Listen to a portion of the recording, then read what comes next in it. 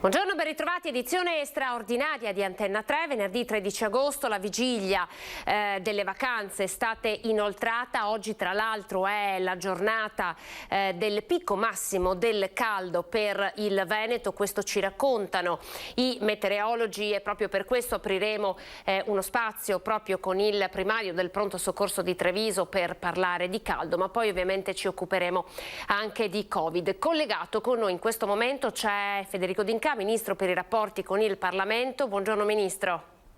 Buongiorno a voi tutti, grazie per l'invito. Grazie a lei per essere con noi. Allora guardiamo insieme, io e lei adesso, i dati del Veneto, del contagio Covid della giornata, cioè delle ultime 24 ore, perché purtroppo anche in Veneto i casi stanno aumentando. Sono stati registrati 771 nuovi positivi in tutto il Veneto nelle ultime 24 ore, 100 nel Padovano, 138 nel Trevigiano, Venezia è sui 127 casi, 171 Verona, che continua un po' a fare la parte del Leone, 94 Vicenza, Belluno 12, Rovigo 68. Allora, ancora buongiorno Ministro. Dunque, se questi sono i casi, non possiamo non tenere conto che le misure adottate dal governo con il Green Pass siano quanto mai necessarie, come anche la rimodulazione della quarantena a seconda se si è vaccinato o non si è vaccinato,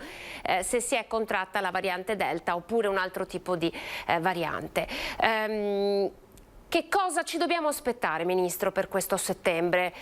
Continuerete su questa linea di, diciamo, una via di mezzo, no? Tra la linea dura francese e la libertà, la totale libertà?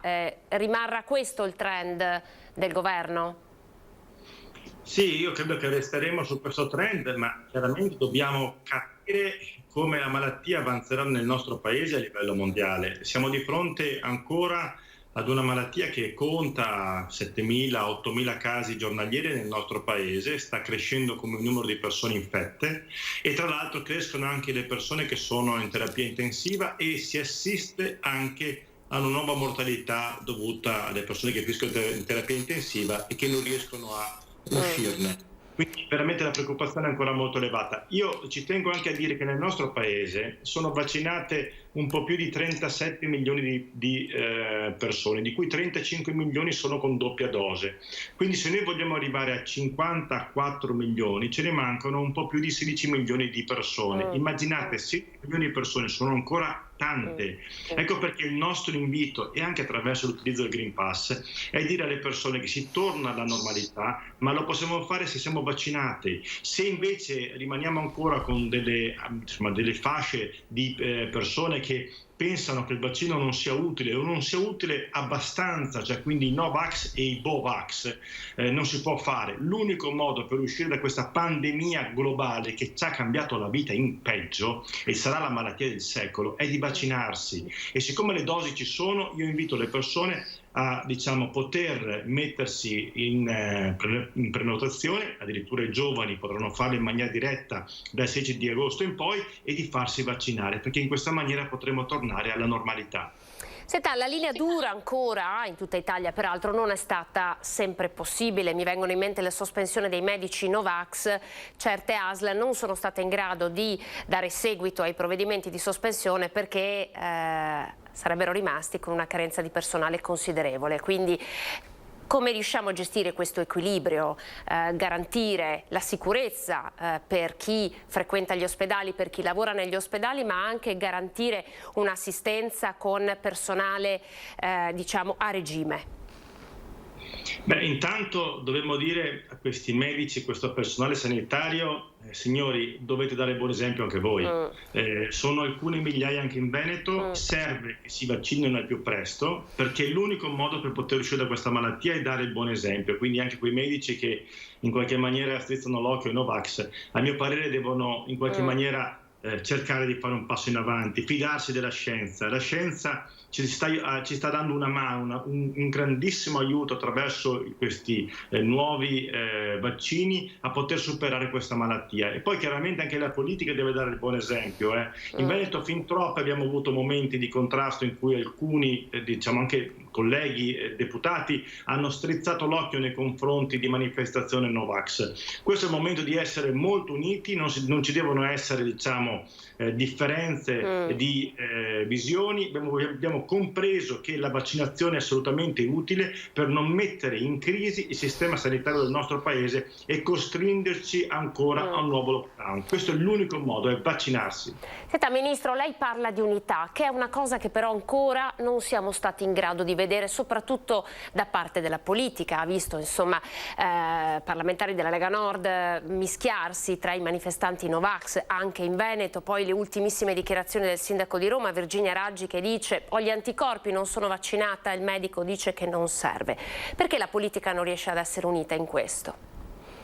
Ma una cosa è dire che ho gli anticorpi e quindi in qualche maniera forse si è fatta la malattia senza nemmeno saperla, una sintomatica. Una cosa invece diversa è partecipare alle manifestazioni Novax. Attenzione, sono due cose diverse.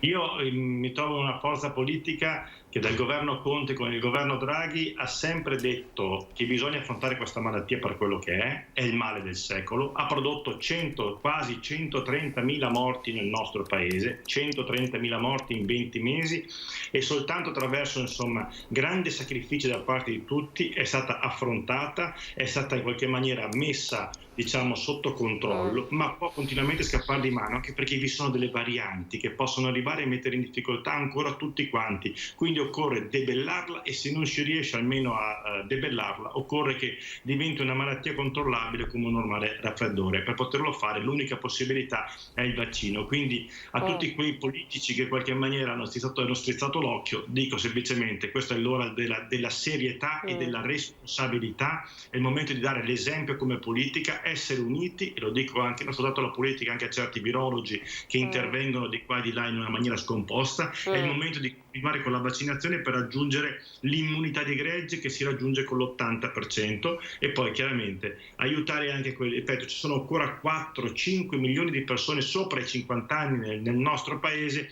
che non si sono fatte ancora vaccinare. Queste persone sono a rischio di terapia intensiva, a rischio di morte.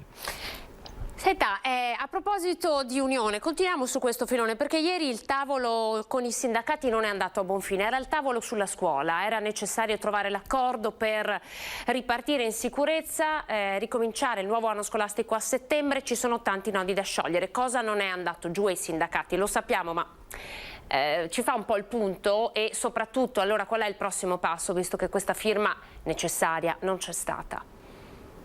Guardate, innanzitutto è un momento di confronto politico con i sindacati, a cui io mi auguro che in qualche maniera vi sia un forte passo in avanti. Vi sono scelte da dover affrontare, alcune volte anche difficili, ma è l'unico modo per far sì che il Paese rimanga insieme. Credo che nelle prossime settimane chiuderemo il tavolo con i sindacati. A mio parere la prossima o quella seguente riusciremo a trovare una quadra, come abbiamo fatto più volte in questi ultimi 6 mesi con il governo Draghi, e seguendo anche l'esempio dell'anno scorso, quando intervenimmo con alcuni miliardi di euro sulla scuola nel nostro paese per trovare nuovi spazi, nuove aule e nuovo personale scolastico. La linea che seguiremo sarà simile a quella seguita all'interno del governo Conte, ma chiaramente ci vuole un accordo con le parti sociali, che in questo momento ancora manca, ma io sono sicuro che Patrizia Bianchi, il ministro per l'istruzione, saprà trovare nelle prossime giornate. Il problema è l'obbligatorietà del vaccino al personale. C'è qualche tema che riguarda sull'obbligatorietà o meno. A mio parere non ci dovrebbe nemmeno essere il tema dell'obbligatorietà, tanto abbiamo avuto dati favorevoli e positivi all'utilizzo del vaccino. Io ripeto, io mi sento più sicuro se all'interno della scuola mia figlia, che ha 5 anni, è di fronte a personale scolastico, insegnanti e altro personale scolastico che è vaccinato. Io mi sento molto più sicuro, per cui invito le persone, per proteggere i nostri bambini, a vaccinarsi e a dare anche in questo caso il buon esempio. A proposito di bambini, tra l'altro i pediatri si stanno esprimendo e stanno consigliando la vaccinazione anche per i più piccoli. Aprirete ai piccoli, quindi agli under 12? Appena la scienza, insomma, ci dirà che è possibile vaccinarli, il tipo di dose, le modalità, sarà affrontato pure questo tema. Io da padre e visto che ho portato mia figlia più di una volta a fare il tampone perché o aveva diciamo una condizione di salute che assomigliava diciamo a una situazione simile diciamo di raffreddamento, di malessere generale, ho portato mia figlia a fare il tampone, altrimenti perché un compagno di scuola ha avuto il coronavirus, quindi sono bambini piccoli. Chiaramente per loro fortunatamente le conseguenze sono molto più leggere per il coronavirus, però credo che se la scienza ci darà questa possibilità, io come padre mi sento di portare mia figlia appunto a fare la vaccinazione come ha fatto le vaccinazioni per le altre malattie. Vede quanto importante è l'esempio della politica, no? Si è cercato anche per la campagna vaccinale di assoldare, no, personaggi famosi,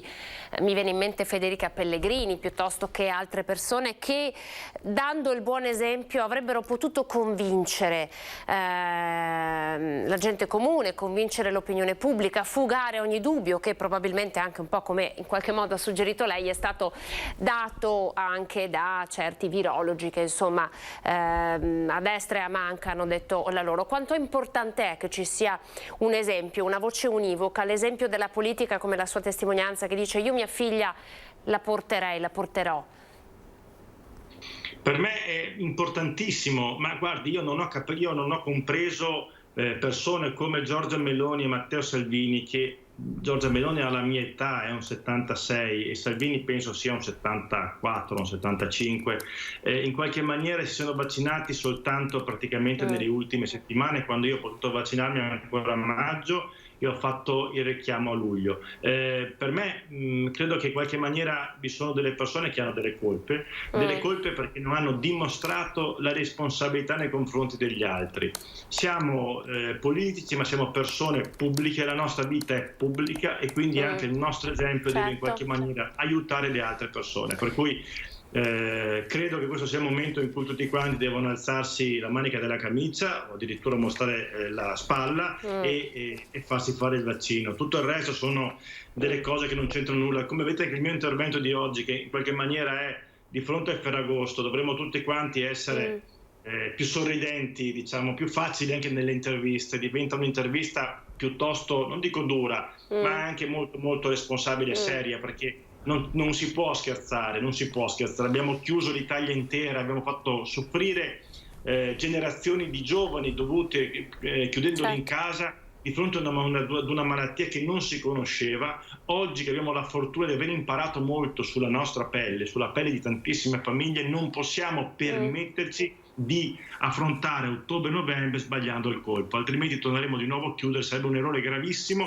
di fronte anche soprattutto a un settore turistico, quello invernale, e ripeto io che sono di montagna e ho visto le chiusure dell'anno scorso, non resisterebbe ad una seconda chiusura, quindi dobbiamo fare assolutamente tutto il possibile perché la nostra vita torni normale. Per fare questo occorre vaccinare nelle prossime settimane. Senta, l'ha nominata lei, noi abbiamo raccolto la testimonianza di Giorgia Meloni, abbiamo preparato questa testimonianza, adesso gliela facciamo ascoltare. Che cosa ha detto Meloni sul governo che insomma lei in qualche modo qui rappresenta, gliela facciamo ascoltare. Giorgia Meloni, cosa ne pensa del Green Pass e di questo obbligo vaccinale di cui si parla del governo, nel CDM? La vostra posizione è più articolata, vero? Ma guardi, sul tema del Green Pass noi abbiamo sempre detto che eravamo favorevoli al Green Pass così come configurato dall'Unione Europea, cioè un Green Pass che servisse a passare da una nazione all'altra perché avrebbe aiutato il turismo.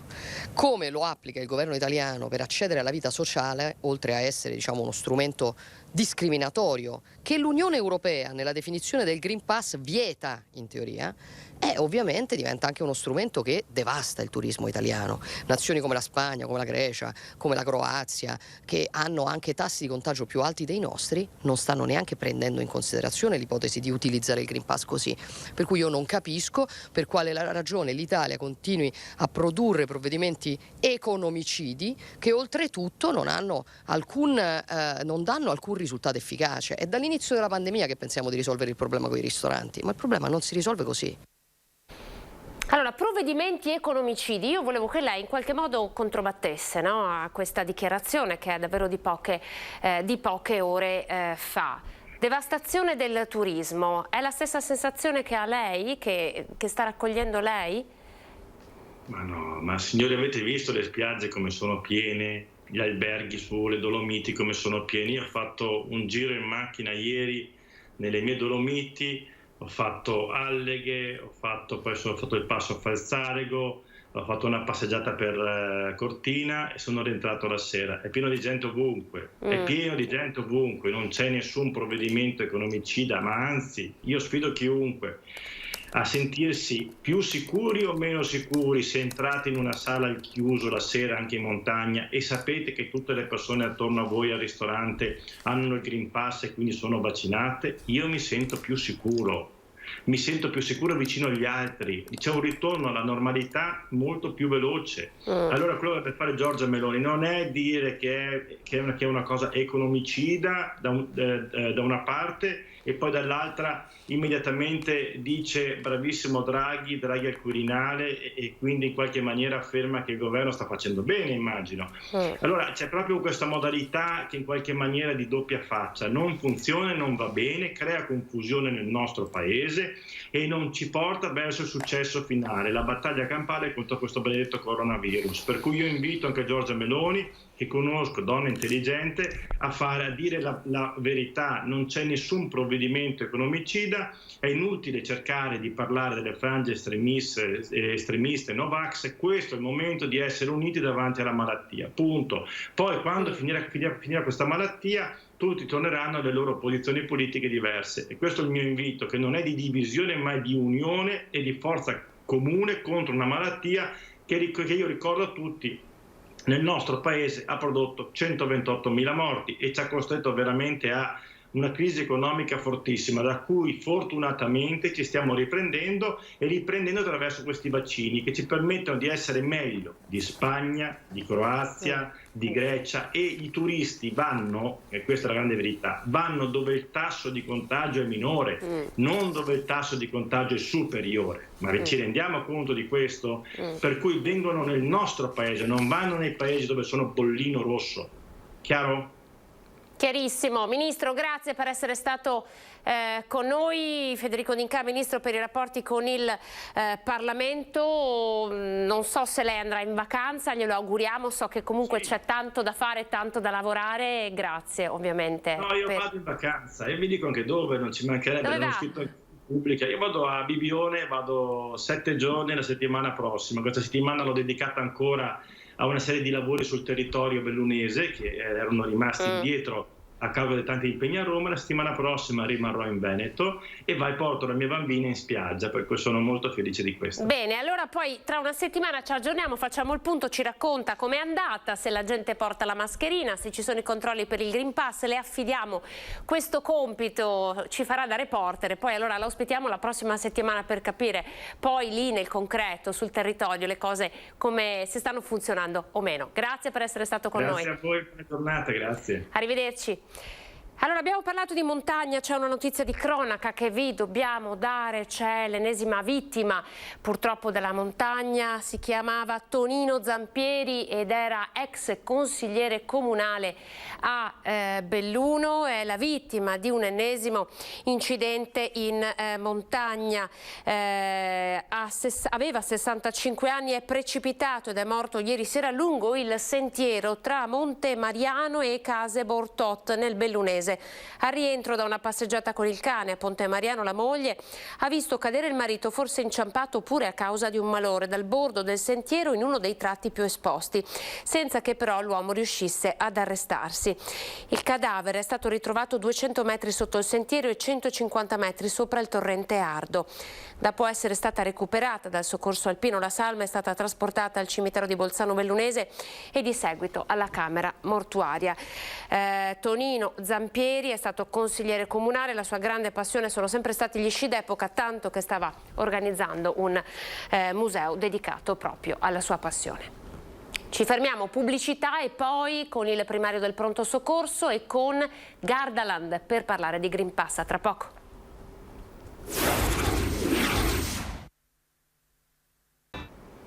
Ritrovati, buongiorno, edizione straordinaria di Antenna 3. L'ultima ora arriva dalla Protezione Civile, che ha dichiarato lo stato di grave pericolosità per gli incendi boschivi a causa ovviamente delle elevate temperature. Stiamo vedendo l'Italia bruciare, soprattutto il sud Italia. Allora facciamo il punto con il nostro Christian Arboit, che si trova a Venezia proprio al comando dei Vigili del Fuoco. Christian, buongiorno. Sì, buongiorno Anna, buongiorno a te e a tutti i telespettatori di Antenna 3. Mi trovo nella sala operativa del Comando Provinciale di Venezia con Simone Merlo. Gli operatori, come vedete, sono al lavoro, stanno monitorando come sempre l'evoluzione del traffico sulle arterie stradali, più in generale sono in contatto con tutti i dispositivi delle forze dell'ordine. Vigili del fuoco sempre in prima linea per garantire la sicurezza del territorio e dei territori. Lo stiamo vedendo in questi giorni davvero bollenti su tutti i fronti, incendi che stanno devastando buona parte del sud Italia, incendi sui quali sta intervenendo anche il corpo dei vigili del fuoco del Veneto con numeri anche consistenti. Per fare il punto qui con me c'è l'ingegnera Alessandra Bascià, funzionario proprio del Comando Provinciale qui di Venezia. Ingegnere, innanzitutto buongiorno e grazie per la disponibilità, perché so che sono ore molto impegnative per tutti voi. Sì, buongiorno. Senza dubbio non è una notizia che prendete da noi che la situazione sia seria. Noi siamo in questo momento impegnati, noi come direzione regionale Veneto, naturalmente il corpo nazionale articolato in direzioni. Ci sono più di 40 uomini giù in missione, i nostri sono in intervento tutti in Calabria. Il Corpo Nazionale naturalmente sta intervenendo, noi abbiamo su questo delle notizie che riceviamo dal Centro Operativo Nazionale, sta intervenendo comunque su tutti i fronti. La colonna mobile Veneto è stata indirizzata in Calabria, nelle province di Crotone inizialmente e successivamente un secondo contingente nelle province di Catanzaro e di Reggio. Quindi parliamo sia del Pollino, del Parco del Pollino, che dell'Aspromonte. A quanto risulta a noi il grosso del nostro contingente è dalle parti dell'Aspromonte. Noi abbiamo effettuato 2 diverse partenze, un primo contingente di 12-13 unità è uscito il 9, quindi lunedì se ricordo bene.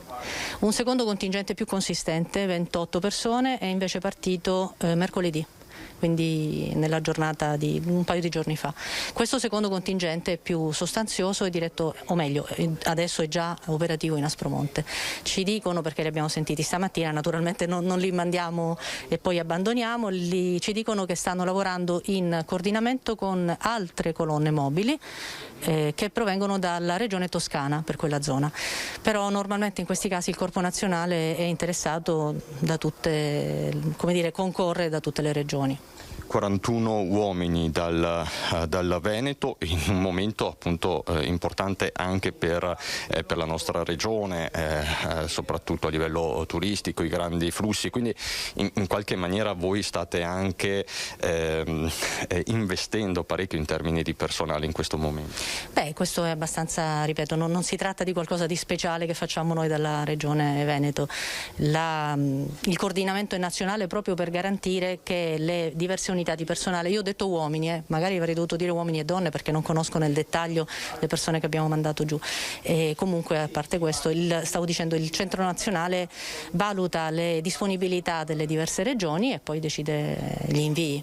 Ecco, i comandi provinciali più interessati, mi pare di aver capito, sono Belluno, Treviso, Venezia? Sì, in questo momento la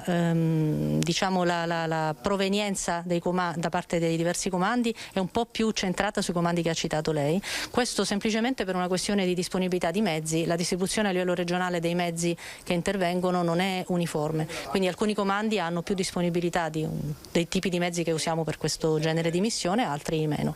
Però l'impegno si cerca per quanto possibile di mantenerlo distribuito in maniera abbastanza uniforme. I diversi comandi del Veneto differiscono per mezzi ma anche per unità di personale, ce ne sono di più grandi e di più piccoli, quindi è logico che l'invio di diciamo un numero qualsiasi, 10 persone, sia più gravoso per un comando da 100 unità e meno gravoso per un comando da 300 unità, tanto per dare dei numeri più o meno.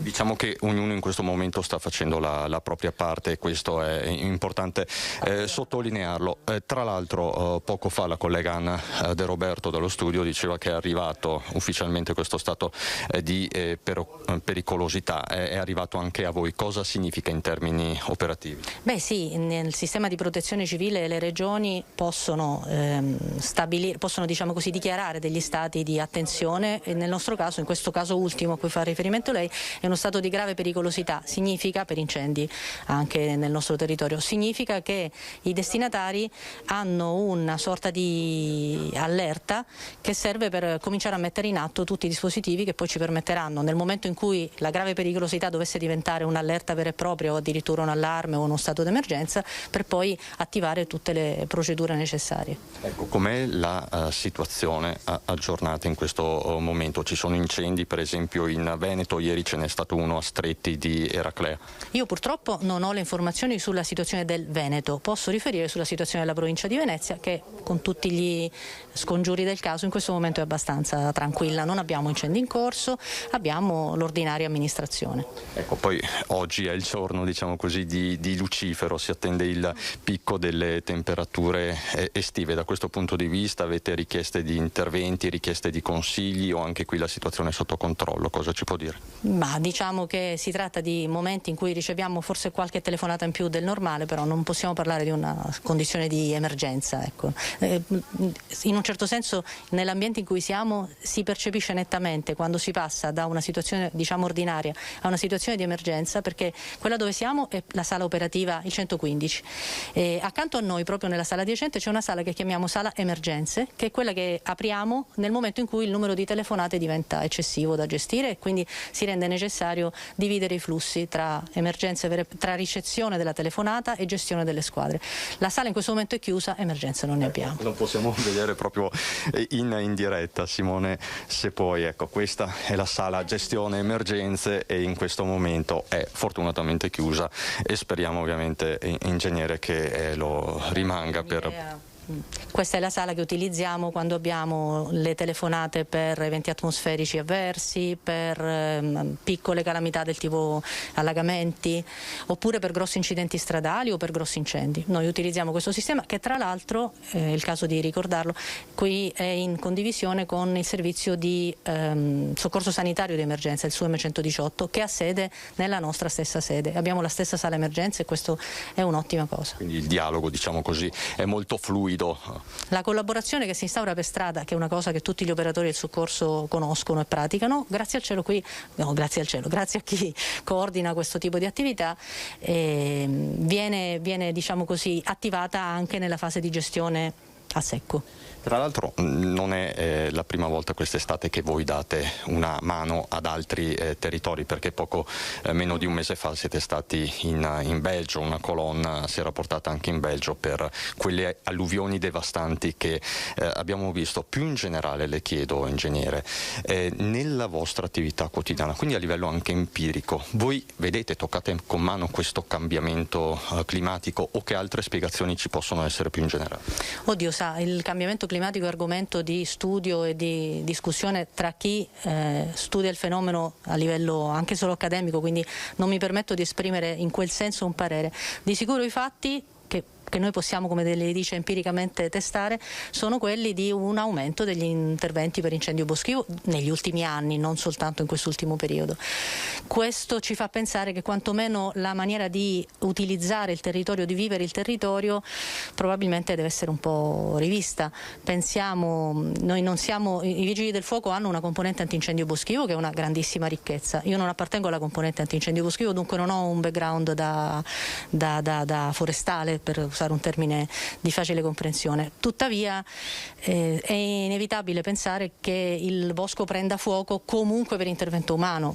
volontario, non volontario, doloso, colposo, però faccio fatica a pensare a una specie arborea, quale che sia, che si accende solo perché fa caldo. Questo per dire che probabilmente dovremmo fare un po' più di attenzione a come viviamo i territori boscati, ma anche semplicemente le sterpaglie, i prati, gli spazi verdi che abbiamo nei nostri spazi comuni, nei nostri spazi di vita comune, intendo. Quindi, diciamo, non necessariamente se c'è la mano dell'uomo è sempre dolosa, molto spesso è anche disattenzione. Probabilmente sì, questo poi il discorso del dolo, come lei sa, l'incendio boschivo è un reato molto grave, tra l'altro, proprio perché si va a danneggiare una parte di patrimonio che è comune e i danni spesso sono, non posso dire permanenti, però di sicuro di lungo smaltimento in termini di tempistica. Quindi che sia un fatto grave, se fatto volontariamente, è fuori discussione. Che poi ogni evento sia di tipo doloso, questo noi non abbiamo mezzi per accertarlo. Sono tutti quegli accertamenti, un po' come quando ci si chiede se un incendio è un incendio doloso. Sono fatti che si accertano successivamente. Senz'altro per il bosco è difficile, ripeto, pensare che si tratti di un'azione, di un evento del tutto accidentale, casuale. Quindi diciamo che si tratta sempre di un fenomeno sì, e anche complesso, dove possono interagire varie concause. In ultimissima battuta, come vi muoverete nei prossimi giorni, come opererete a Ferragosto? Voi siete sempre operativi? Sì, la chiave del nostro tipo di servizio è che comunque dobbiamo garantire la continuità. Questo vale per tutti i servizi, diciamo, di pubblica assistenza, no? Vale per le forze dell'ordine, vale per i servizi sanitari. Quindi per noi Ferragosto non è che cambi granché, semplicemente, ecco, questo va detto, visto che spesso i contingenti da utilizzare in caso di calamità vengono formati con personale libero dal servizio, in una fase in cui ci sono le ferie è un po' più difficile recuperare il personale libero dal servizio che sia anche sul territorio, però normalmente ce la facciamo. Lo dico fino allo sfinimento, il fatto che il corpo sia nazionale ci dà una grossa arma, perché ci permette di contare sulle forze locali, ma non solo. E il fatto che comunque una colonna dal Veneto si sia portata in Calabria significa anche che è riconosciuta la bontà e la qualità dell'operatività dei vigili del fuoco Veneto. Sì, su questo discorso non ci sono, è un argomento un po' poco significativo per noi, perché la formazione è comunque uniforme a livello nazionale, e se dovesse capitare che il Veneto ha bisogno di soccorso potrebbe soccorrerci la Sicilia, la Sardegna, la Puglia, la Calabria stessa. Certo, l'Italia è fatta ha una geografia un po' sfavorevole da questo punto di vista, perché i nostri mezzi si muovono con velocità che non sono notevoli, e quindi i nostri per arrivare giù in Calabria ci hanno messo un bel po' di ore, perciò normalmente si attivano le colonne più vicine. Quando le emergenze sono grandi, vi ricordate quando ci sono stati grandi terremoti di qualche anno fa, siamo stati lì anche noi. Sempre sul pezzo, grazie davvero ingegnere. Anna, solo un brevissimo aggiornamento sul fronte meteo, perché il caldo rimarrà insistente anche nei prossimi giorni fino a lunedì 16 agosto, poi anche nelle ultime ore sono stati diramati ulteriori bollettini, da lunedì sera cambia anche in maniera molto significativa, sono previste delle bombe d'acqua e anche dei bruschi crolli di temperatura, ma ovviamente tutti gli aggiornamenti li daremo come sempre in diretta. Per il momento dalla sala operativa del Comando Provinciale di Venezia è tutto, come vedete il monitoraggio è continuo, ti restituirei la linea con Simone Merlo. Grazie Christian Arboit, buon lavoro ovviamente, grazie anche a Simone Merlo lì con te in questo momento. Noi continueremo a parlare di caldo, perché tra poco si collegherà il primario del pronto soccorso di Treviso, ma prima apriamo una parentesi dedicata al Green Pass. Ne abbiamo parlato in apertura di questa edizione con il ministro D'Incà, e ora in collegamento telefonico con noi c'è Danilo Santi, direttore generale Parchi Gardaland. Danilo, buongiorno. Intanto stiamo mandando la sua fotografia in modo da permettere anche ai telespettatori di riconoscere il nostro interlocutore. Santi, quanto sta pesando il Green Pass sui parchi tematici come accessi? Buongiorno, intanto buongiorno a tutti voi. Buongiorno. Sta pesando perché effettivamente dopo un anno 2020 un po' particolare, limitato nella possibilità di aprire il parco solo per 4 mesi, poi siamo stati d'imperio chiusi. Quest'anno pensavamo di aprire e andare avanti tranquillamente fino alla fine dell'anno. Effettivamente è un altro bastone fra le ruote, sostanzialmente dal punto di vista organizzativo sicuramente, dal punto di vista anche un po' della gente che ha qualche ritrosia a venire al parco, lo notiamo tutte le mattine. Io vengo adesso proprio dal nostro checkpoint che abbiamo allestito per il controllo del Green Pass, ed effettivamente insomma le persone sono contente da una parte perché chi è il possessore del Green Pass dice finalmente stiamo tra persone che sono tutte vaccinate e così ci sentiamo più sicuri. Chiaro che questo però dall'altra parte omette la possibilità a chi non ha il Green Pass di poter venire al parco, e magari come l'anno scorso è successo non abbiamo avuto nessun tipo di contagio, tutte le persone che abbiamo ospitato non abbiamo visto nessun contagio all'interno del parco, quindi non c'era il Green Pass. Quest'anno c'è il Green Pass, avrei voluto parlare con il ministro D'Incà proprio su questo, perché poi su Gardaland possiamo aprire e sui parchi di divertimento possiamo aprire veramente un tema amplissimo, perché noi ci aspettavamo un trattamento diverso già all'inizio della stagione e non aprire già al 7 di giugno, che è già per noi mezza stagione persa. E mi fa piacere sentir parlare di Pipione, del Belluno e tutto quanto, ma non capisco perché il ministro D'Incà non venga a vedere anche Gardaland e si renda conto anche lui della bontà del lavoro che fanno i parchi di divertimento nel controllo preciso e nel rispetto delle regole, proprio perché noi siamo sicuri, è un divertimento sicuro.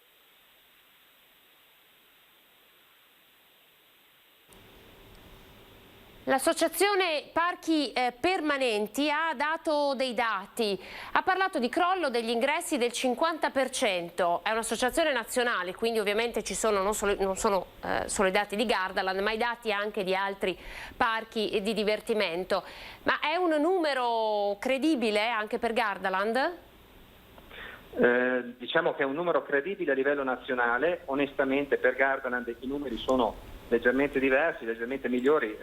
Mi piace per onestà intellettuale poterlo dire. In agosto soprattutto vediamo, riscontriamo che comunque i nostri numeri sono naturalmente molto lontani da quelli del 2019, ma sono vicini a quelli del 2020, quindi guardiamo il bicchiere mezzo pieno, effettivamente insomma noi siamo nell'ordine del 25-30%, non siamo al 50%.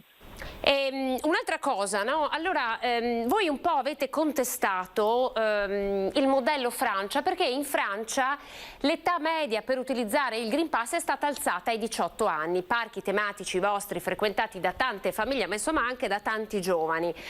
Aiuterebbe un innalzamento dell'età media per il Green Pass?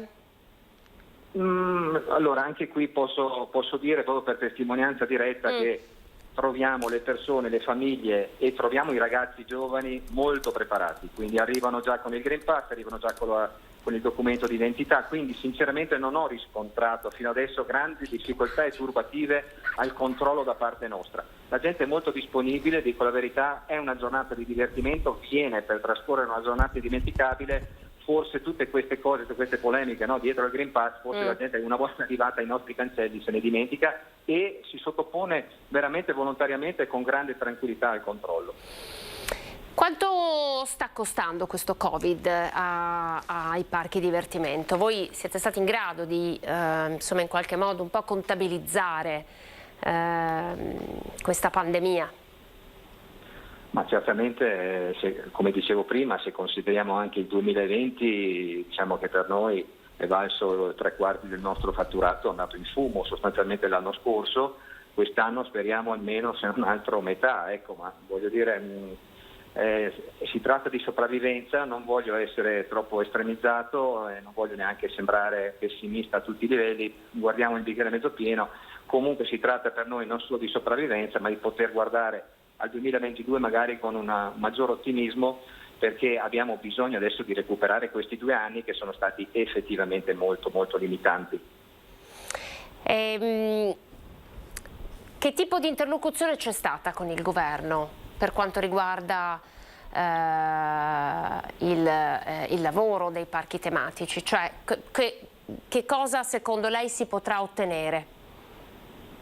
Ma guardi, devo essere sincero, il grande aiuto, e non voglio essere di parte, non è politica, io sono un dirigente e quindi parlo per la mia azienda, un grande aiuto, le dico la verità, è venuto dal governatore Zaia e da tutto il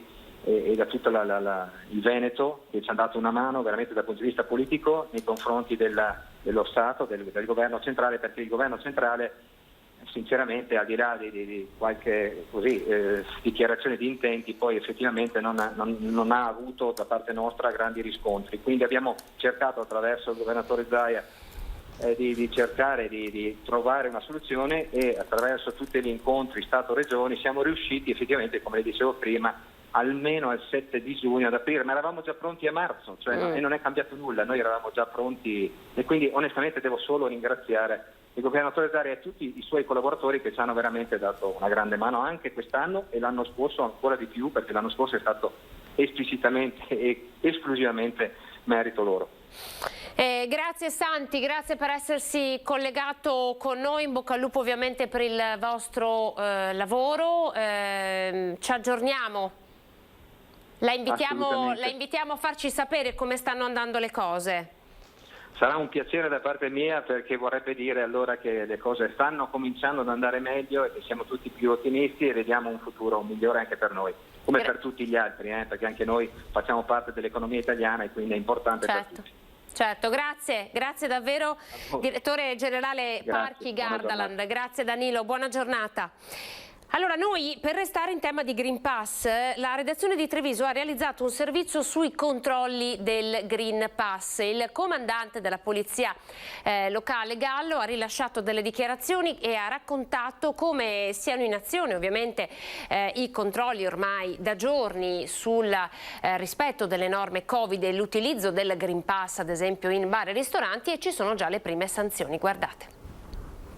Clienti senza Green Pass, prima sanzione a Treviso. I nuovi controlli sulla sicurezza urbana da parte della polizia locale sono scattati ieri pomeriggio in zona stadio, dove in un centro scommessa erano stati segnalati assembramenti. Il nucleo antidegrado assieme al nucleo commerciale, al pronto intervento e all'unità cinofila sono andati qua vicino allo stadio, vicino al comando, dove c'è una sala scommesse, e all'interno hanno trovato 5 persone senza il Green Pass. Naturalmente per loro è scattata la sanzione da 400 euro.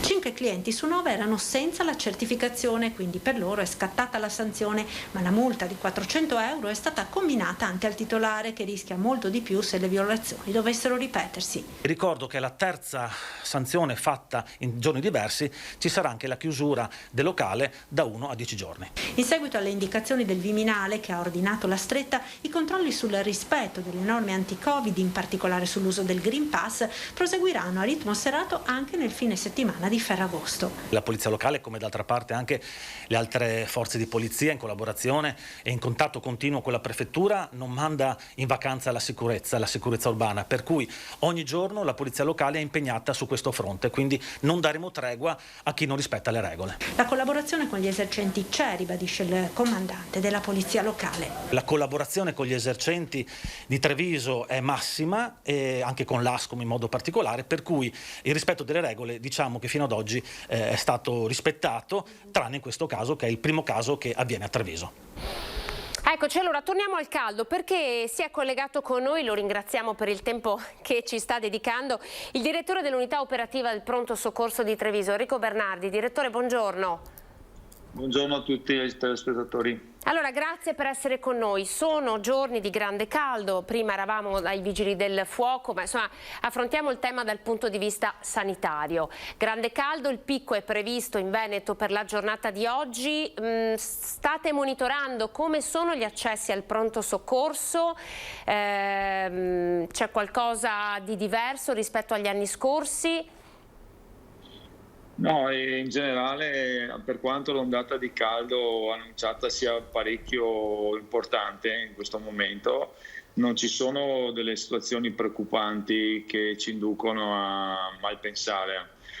Mi pare che le persone stanno osservando le consuete cautele, immagino di stare dentro le ore più calde e di idratarsi. Chiaro, abbiamo un po' la problematica legata alla contemporanea presenza di un leggero aumento di Covid, così che ci crea un po' di confusione, e ovviamente la preoccupazione per gli ospiti del caso di riposo, che sono un po' fragili, ecco, questo è importante. Senta, ci ricorda che cosa dobbiamo stare attenti? con il caldo. Quali sono i campanelli d'allarme, soprattutto per un anziano che magari vive in casa solo, non ha un'aria condizionata, i campanelli d'allarme che ci devono indurre a chiedere aiuto?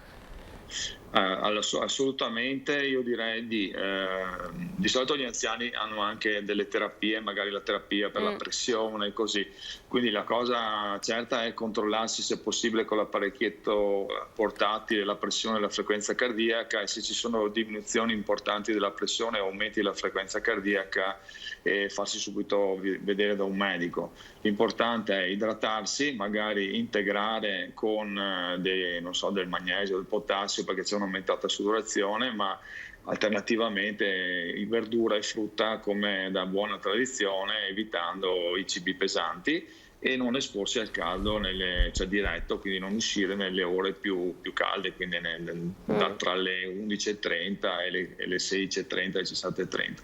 Ecco. Se possibile usare dei ventilatori, almeno quello sì, che aumentano un po' la traspirazione, permettono di disperdere in miglior modo il calore. Senta, è vero che bisogna anche stare attenti, poi insomma se è un mito le chiediamo di sfatarcelo, stare attenti allo sbalzo di temperatura, magari abbiamo in casa un'aria condizionata molto alta e poi usciamo e ci ritroviamo questo sbalzo di 10 gradi, questo può comportare qualcosa magari anche in persone che assumono farmaci?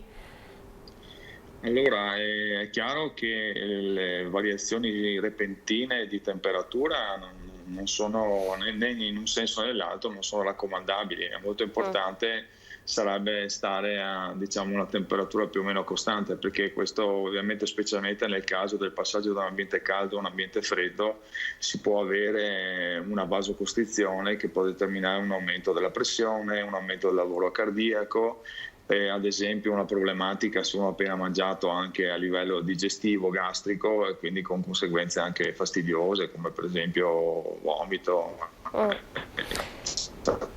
Senta, lei prima ci stava raccontando, no, di questo accessi insomma nella media per il caldo.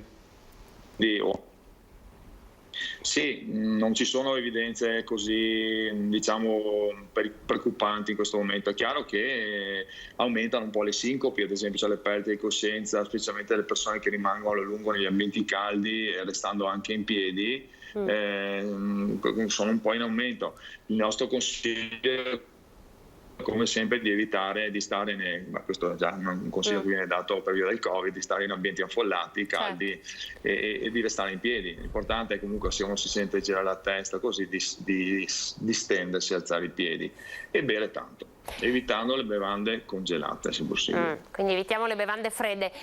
Invece dal punto di vista degli accessi Covid, no, con questi tamponi ad accesso libero, con la campagna di vaccinazione che sta correndo, come sta andando?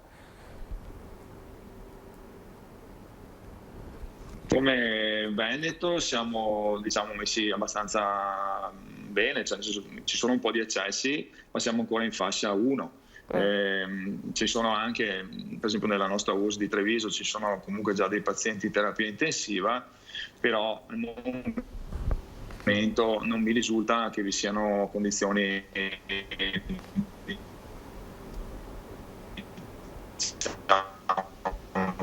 di estrema gravità, ecco, il dato è abbastanza controllato. Come sempre c'è la preoccupazione, no, un po' per le persone magari anziane, ecco, perché comunque, anche se l'idea generale è che è un po' incerta in relazione alle vaccinazioni, è molto importante sapere che la vaccinazione protegge dalle forme più gravi di malattia, quindi sarebbe bene che tutti facessero questo atto, insomma, che è molto importante, ricordato da tutti, i giornali, televisioni eccetera, però pare che ci sia così ancora una resistenza, probabilmente per una paura, una malinformazione, o per un'informazione a volte purtroppo anche contrastanti sui media e sui social, così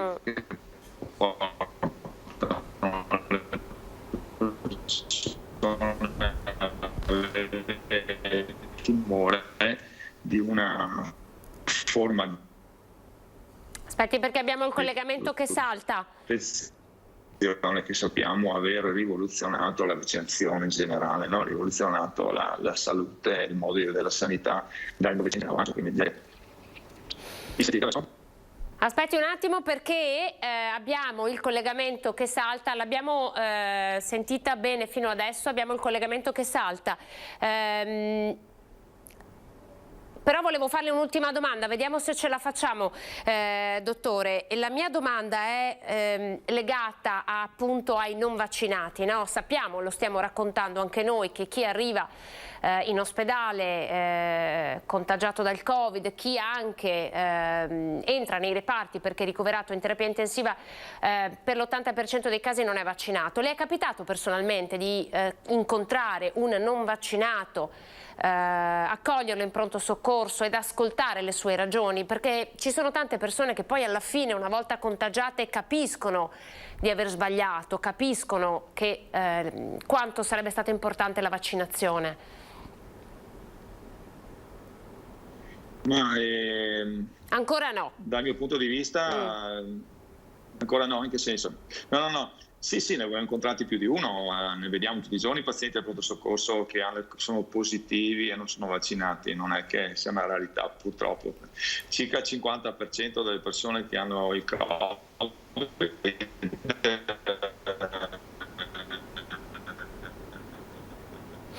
Niente dottore, facciamo un po' fatica a sentirla, ho paura che prenda poco.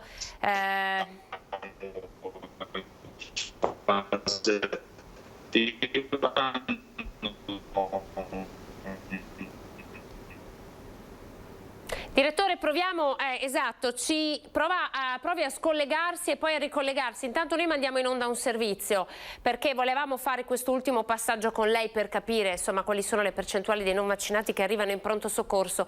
Chiedo alla regia allora di mandare in onda il servizio che abbiamo realizzato sui tamponi in farmacia, intanto che attendiamo che lei provi a ricollegarsi. Quei pochi positivi che troviamo li troviamo quasi tutti completamente asintomatici. Ricordo che chi viene in farmacia a eseguire il tampone non può avere sintomi manifestamente collegabili al Covid e non può avere la febbre alta. Una media di 30-40 tamponi al giorno alla farmacia Patelli, zona universitaria. Sono turisti in città, ci spiega il dottor Livio, trevigiani in partenza per le vacanze, giovani che devono partecipare a camp estivi, ma anche cittadini che vogliono togliersi qualche dubbio. Ha molto favorito sicuramente perché la richiesta in queste ultime 2 settimane è aumentata vertiginosamente e sicuramente il prezzo invoglia anche chi ha un dubbio o chi vuole togliersi uno scrupolo a farselo. Prezzo calmierato, avanti, magari lui farà un tentativo e se no non importa. Le farmacie che hanno aderito al protocollo nazionale in questi giorni sono dunque prese d'assalto con costi non da poco. I costi sono molto elevati, non soltanto. Mi dice Bernardi, Media Nord-Est non risulta disponibile, riprovo un po' di volte. L'infermiere, qualora uno usi un personale esterno come nel nostro caso, sono tutti i costi che devono essere tenuti in conto. Un test ogni 50 dà esito positivo. I casi dunque rintracciati in farmacia sono circa 4 a settimana. Che più o meno è l'incidenza, quella dei dati anche ufficiali. Io mi auguro intanto che la gran parte della popolazione aderisca alla campagna vaccinale, perché ovviamente più la popolazione è vaccinata, meno circola il virus e meno ci sarà necessità poi di utilizzare questi strumenti utili come sono i tamponi di controllo. L'accordo per i tamponi a prezzi calmierati è siglato fino al 30 settembre. Grazie. Un protocollo che potrà essere comunque esteso almeno per le persone che per motivi di salute non potranno accedere alla vaccinazione. Eccoci, cercavamo di interagire con la regia per capire se riuscivamo a recuperare il dottor Enrico Bernardi. Dottore, con noi? Sì, grazie. La lasciamo andare spero che funzioni. Eccoci, buongiorno. Allora, il punto sui non vaccinati che arrivano in pronto soccorso. Si riesce ad avere una consapevolezza di fronte alla malattia, magari anche grave, con sintomi gravi di Covid, dell'errore nel non essersi vaccinati per chi arriva in pronto soccorso? È difficile dire se le persone si convincono veramente del fatto che sia importante vaccinarsi, specialmente nelle persone che non hanno fatto finora, nonostante la disponibilità, nonostante il pressing fatto dalle autorità sanitarie regionali e locali. Di solito si tratta di una controinformazione. Io stesso ricevo costantemente messaggi sui social di colleghi che mi mandano dei video di medici così che parlano contro la vaccinazione, contro il Covid, addirittura negazionisti del Covid. C'è tutta purtroppo una frangia di colleghi, che io rispetto per carità, che però non stanno rendendo un buon servizio alla sanità pubblica, perché si fanno paladini di questa visione secondo la quale il Covid non esisterebbe, e questo è un po' offensivo per le migliaia, decine migliaia di vittime che ci sono state anche in Italia, no? E poi del fatto che secondo loro la vaccinazione non servirebbe a nulla. Invece sostanzialmente sconfessando un po' la nostra formazione, anche perché la vaccinazione per le malattie trasmissibili infettive dall'infanzia in avanti rappresenta uno dei fondamenti della prevenzione di queste malattie, che sono gravi e anche mortali. Senta, ma questi medici, ovviamente noi non ne possiamo svelare l'identità, ma sono più medici di base, perché chi lavora come lei in prima linea in pronto soccorso non può negare il Covid. Avete passato mesi insomma davvero difficili da raccontare. Ci abbiamo provato noi quando siamo entrati in terapia intensiva, ma il pronto soccorso è sempre stato la prima linea, è stata dura, è stata una battaglia dura, non è una battaglia ancora vinta. Com'è possibile che chi lavora nella sanità neghi il Covid? Diciamo che non c'è la convinzione che si tratti di una malattia così grave, più che altro. E si ritiene che con la terapia domiciliare i pazienti possano andare meglio che con la terapia fatta in ospedale. C'è poi tutta una posizione, adesso sarebbe un po' difficile spiegare bene, ma c'è una visione secondo la quale le vaccinazioni sarebbero in qualche modo imposte agli stati dalle grandi compagnie farmaceutiche. C'è sempre lo spettro del business.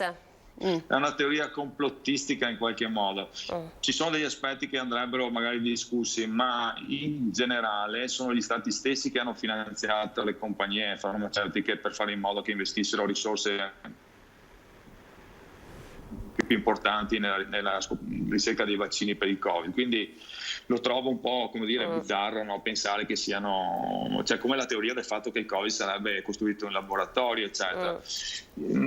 Forse a noi non compete questa parte filosofica, no? Ci riguarda più che altro la parte operativa, ma ripeto, la maggior parte per esempio dei miei colleghi di medicina generale sono schierati sulla linea, diciamo, della gestione territoriale dei loro pazienti, e nel caso non vadano bene se li mandano in ospedale. Quindi io direi che stiamo facendo che compatto e unico per dare una mano. Ecco, allora davvero approfitto degli suoi ultimi 2 minuti a disposizione per fare un appello a chi ci stesse ascoltando, no? Da chi ha lavorato sempre in prima linea al pronto soccorso. Continuano ad arrivare persone non vaccinate, si finisce ancora in terapia intensiva senza lo scudo del vaccino. Sì, quindi l'appello è quello che avete sentito fare da persone molto più autorevoli di me, ma allora il vaccino è sicuro, cioè nel senso che il tasso di complicanze è del tutto simile a quello delle altre vaccinazioni, che non è eliminabile, sotto una soglia minima non si può andare. Il vaccino protegge dalle forme più gravi, ovviamente non impedisce, come tutti i vaccini, di acquisire la malattia, ma ci garantisce un'immunità, un po' come l'antitetanica, per dire, no? Capite? Quindi chiaramente noi siamo già pronti, se prendiamo la malattia, a reagire, e reagiamo molto più prontamente perché abbiamo una memoria immunologica che ci permette di montare una reazione rapida ed efficiente che di solito fa risolvere la malattia nel giro di pochi giorni, 3, 4, 5 giorni. Noi abbiamo tanti casi di nostri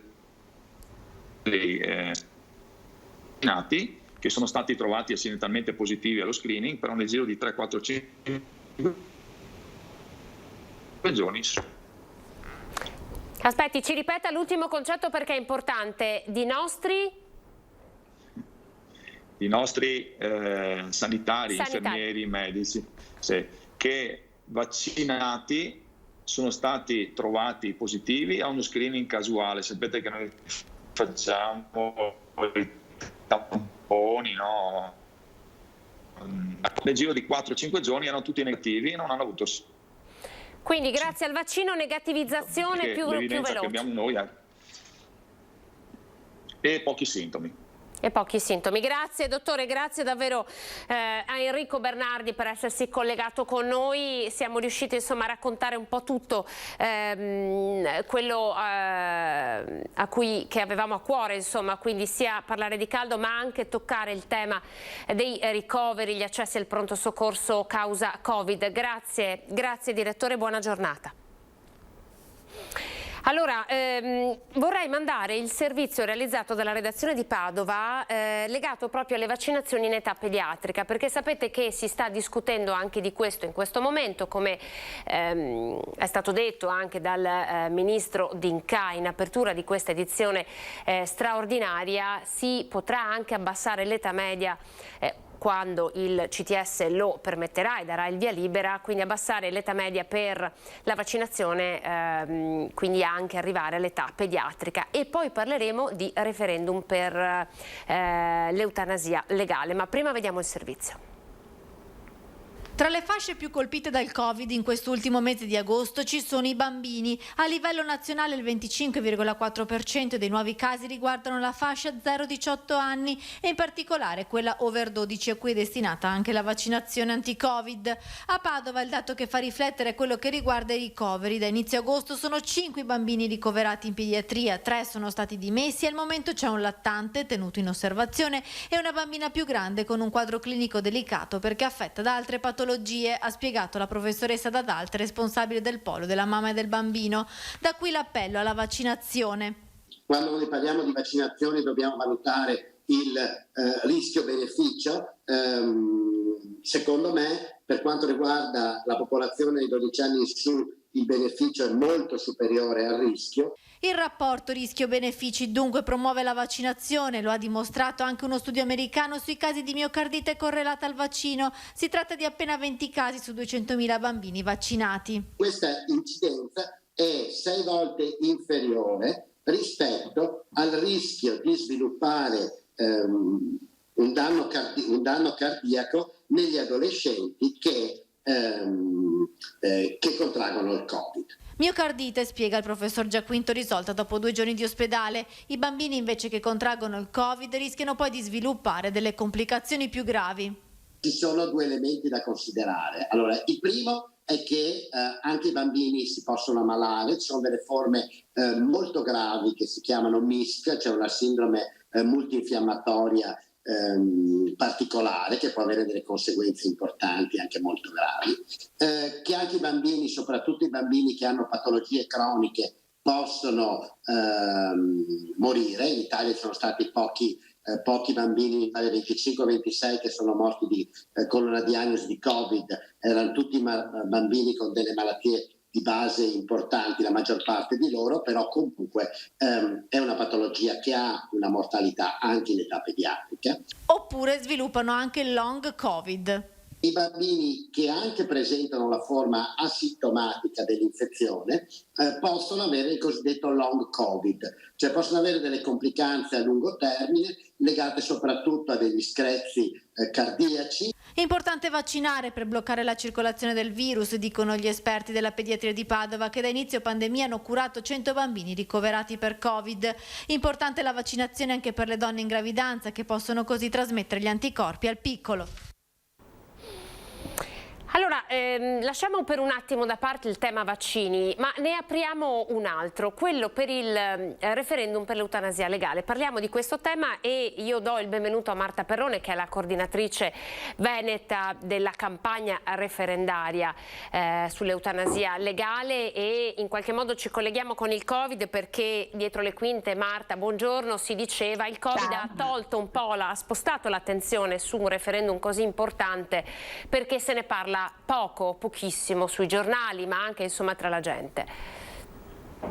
Sì, buongiorno a tutti, grazie dell'invito. Sì, in effetti questa è una campagna che sta andando avanti e sta portando veramente i buoni frutti. È proprio una notizia di oggi, il superamento delle 400.000 firme, ed è una campagna che si regge sostanzialmente sulle gambe di volontari e volontari, autenticatori, che stanno appunto mettendo a disposizione il loro tempo, le loro risorse, le loro energie, perché credono in questa, non solo nella possibilità di avere appunto questo referendum sull'eutanasia legale, ma in generale proprio nella possibilità di poter indire un referendum, e quindi proprio di permettere ai cittadini, di concedere ai cittadini questo strumento di partecipazione alla vita democratica del nostro paese. Quindi al di là appunto della poca attenzione che la stampa, i media principali ci stanno dedicando, è anche vero che è la popolazione, cioè proprio le persone, gli attivisti, le attiviste che stanno portando avanti questa battaglia anche tra i giovanissimi. È incredibile non solo la partecipazione ai tavoli, sia come volontari che come firmatari, ma anche il modo con cui siano proprio i giovani a farci conoscere fra di loro e in generale poi in tutta Italia, quindi anche grazie al loro uso di social media e di vari strumenti, insomma, di connessione. Allora, l'obiettivo è arrivare al referendum, cioè che cosa potrebbe cambiare se voi riusciste in questa missione? E quali sono gli ostacoli più grandi attualmente anche dal punto di vista legislativo? Sì, allora attualmente appunto questo referendum, raggiungere l'obiettivo, anzi superare l'obiettivo delle 500.000 firme, ci serve per poter indire questo referendum. Il quesito referendario chiede appunto l'abrogazione parziale dell'articolo 579 del Codice Penale che disciplina l'omicidio del consenziente. Con questa abrogazione parziale quello che sarebbe possibile in Italia sarebbe appunto l'introduzione dell'eutanasia attiva, cioè appunto dell'aiuto medico alla morte di chi ovviamente si trova in condizioni di sofferenza, nel rispetto sempre sia di quelle che sono le previsioni previste dalla legge sul biotestamento, la 219 del 2017, sia le previsioni che la Corte Costituzionale ha dato nel caso di J. Fabo e Marco Cappato. Quindi si andrebbe appunto a permettere in Italia a coloro che si trovano in condizioni di estrema sofferenza di porre fine alle proprie sofferenze facendolo qui in Italia, quindi senza doversi recare all'estero, e resterebbero però tutte le tutele, quindi l'abrogazione parziale di questo articolo non andrebbe ad eliminare le tutele invece nei confronti di chi si trova magari in una condizione che non è in grado di intendere di volere, di chi è minorenne, le persone a cui il consenso è stato estorto. Quindi queste limitazioni restano, le persone appunto che non decidono autonomamente per la propria vita vengono comunque tutelate dall'articolo 579. Quello che sarebbe possibile appunto è l'introduzione dell'eutanasia legale attiva, nel rispetto appunto della volontà della persona, delle sue disposizioni anticipate di trattamento e dei requisiti della Corte Costituzionale nel caso di J. Fabo e Marco Cappato. Quindi ovviamente avremo già un quadro un po' normato e disciplinato. Senta, quanto hanno influito sull'opinione pubblica i casi di cui si è parlato tanto, che sono finiti su tutti i giornali, da appunto quello di Cappato piuttosto che quelli in Veneto con la nostra Samantha? Cioè quanto ha influito che poi la storia della sofferenza di una famiglia che comunque deve seguire una persona che vuole lasciarla andare, quanto importante è raccontarle queste storie perché l'opinione pubblica prenda consapevolezza di un tema che magari può sentire distante, no? Si dice finché non capita a te forse non puoi capire. Direi che ha influito tantissimo e anche appunto, ribadisco, fra i giovanissimi, e in realtà anche non solo come coordinatrice della campagna in Veneto ma anche come attivista, come organizzatrice vere e proprie dei tavoli su Padova, anch'io ho ricevuto tantissime testimonianze di persone che anche prima di firmare o dopo aver firmato si fermano proprio al tavolo a raccontarci la loro storia, quindi confidandosi, riponendo anche in noi anche una certa fiducia. In realtà questo tema non è così lontano come sembra, perché forse probabilmente tutti nella nostra vita abbiamo vissuto personalmente o abbiamo conosciuto persone che si sono ritrovate in condizioni simili, ad esempio a quelle di DJ Fabo. Quindi io credo che la popolazione lo sta dimostrando, appunto firmando, sia molto più avanti sicuramente di quanto possa essere il Parlamento, che appunto a 2 anni dalla sentenza della Corte Costituzionale ancora non si è mosso. Infatti questo referendum nasce come proprio ultima tentativo di fronte a numerosi, non solo dopo aver depositato ancora nel 2013 una proposta di legge di iniziativa popolare, ma anche appunto dopo tutti i richiami della Corte Costituzionale al nostro Parlamento affinché legiferasse in materia. Il Parlamento non si è mai mosso e di conseguenza noi abbiamo portato avanti per anni vari appelli al Parlamento, il Parlamento non ha ancora fatto nulla e quindi il referendum è appunto l'ultima strategia, l'ultimo strumento a nostra disposizione perché finalmente la parola passi ai cittadini. Perché, Marta, il Parlamento non si è mosso? Bella domanda. Lei ovviamente, voi avete dei partiti che vi stanno sostenendo, dei partiti che vi stanno osteggiando. Sì. Ad oggi la frangia politica che di fatto vi osteggia è quella più ampia, evidentemente. Esatto. Esattamente. Noi non Però abbiamo... al governo c'è una maggioranza anche di centrosinistra, la centrosinistra vi ha sempre sostenuto. Sì, nel senso all'interno non tutto, esatto, perché all'interno del comitato promotore ci sono delle forze politiche, sì assolutamente, ma non sono appunto quelle rilevanti, quelle che hanno la maggioranza nel nostro paese. È anche vero che se non c'è lo schieramento, come dire, formale dei partiti a livello appunto nazionale, l'adesione nazionale al comitato, è anche vero che nei singoli comuni, nelle singole città abbiamo avuto il consenso, ma anche la firma magari di esponenti di un determinato partito o di un altro partito, anche di partiti in maggioranza o che magari possiamo pensare possano essere contrari alla questione. Quindi, però ovviamente è vero, dal punto di vista proprio formale di adesione nazionale, le forze politiche che ci sostengono sono quelle che storicamente nel nostro paese non hanno mai, come dire, governato, ecco, quindi sono le forze che hanno sempre portato avanti queste battaglie, penso ad esempio ai Radicali Italiani o anche al PSI, però non più Europa, anche più Europa adesso, certo. Però non sono diciamo quelle che la maggioranza appunto del nostro Parlamento.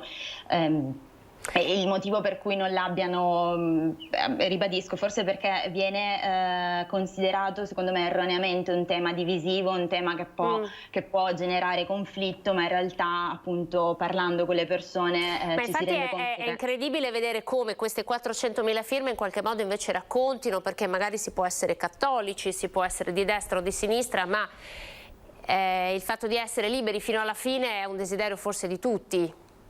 Esatto, riporto anche qui una mia esperienza di un banchetto. Anche io ho avuto delle persone che mi hanno confidato di essere credenti, di essere cattoliche, ma di sostenere comunque la libertà di scelta fino alla fine, anche perché ovviamente questo significa garantire i diritti, ricordiamoci, cioè non tolgono mai niente a qualcun altro, anzi vanno ad arricchire, ad ampliare la nostra sfera, il nostro spazio di autodeterminazione. Ciò non cioè nel momento in cui dovesse passare questo referendum, nel momento in cui i cittadini dovessero votare per l'abrogazione parziale dell'articolo, sicuramente non siamo obbligati a praticare l'eutanasia o a decidere per noi stessi di ricorrere all'eutanasia, ma è una possibilità, una scelta appunto che diamo alle persone che vogliano usufruirne.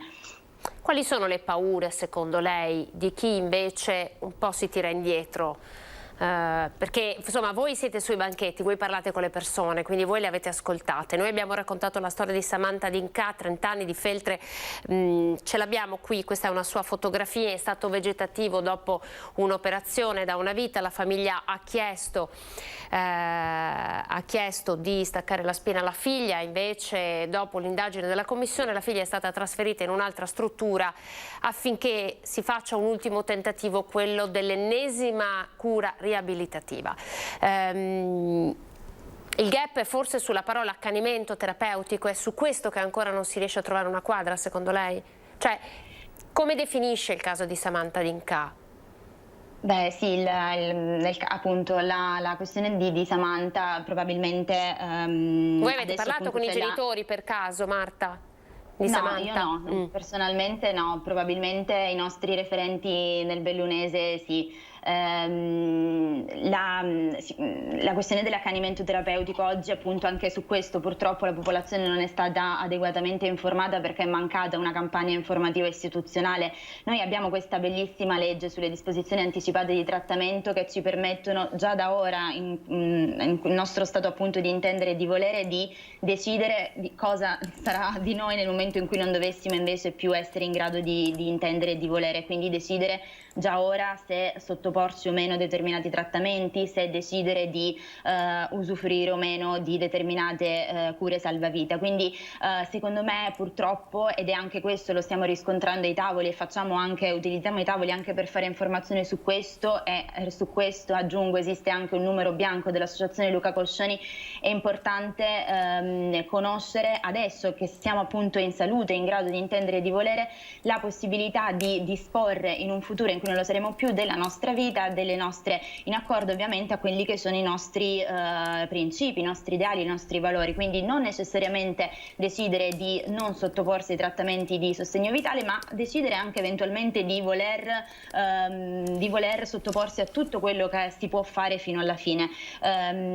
Quindi probabilmente in realtà appunto noi abbiamo adesso oggi una legge che ci impedirebbe, cioè che ci consentirebbe di rifiutare i trattamenti, l'accanimento terapeutico. Esistono anche le cure palliative, abbiamo una bellissima legge anche su questo e pochi magari la conoscono, poche strutture la incentivano, quindi non esiste ovviamente solo il fine vita con l'eutanasia legale o con il suicidio medicalmente assistito, esistono anche altre forme, esistono anche altre sfere di libertà, altri diritti di cui possiamo godere già adesso che siamo appunto, ribadisco, in condizioni di salute, capaci di intendere e di volere.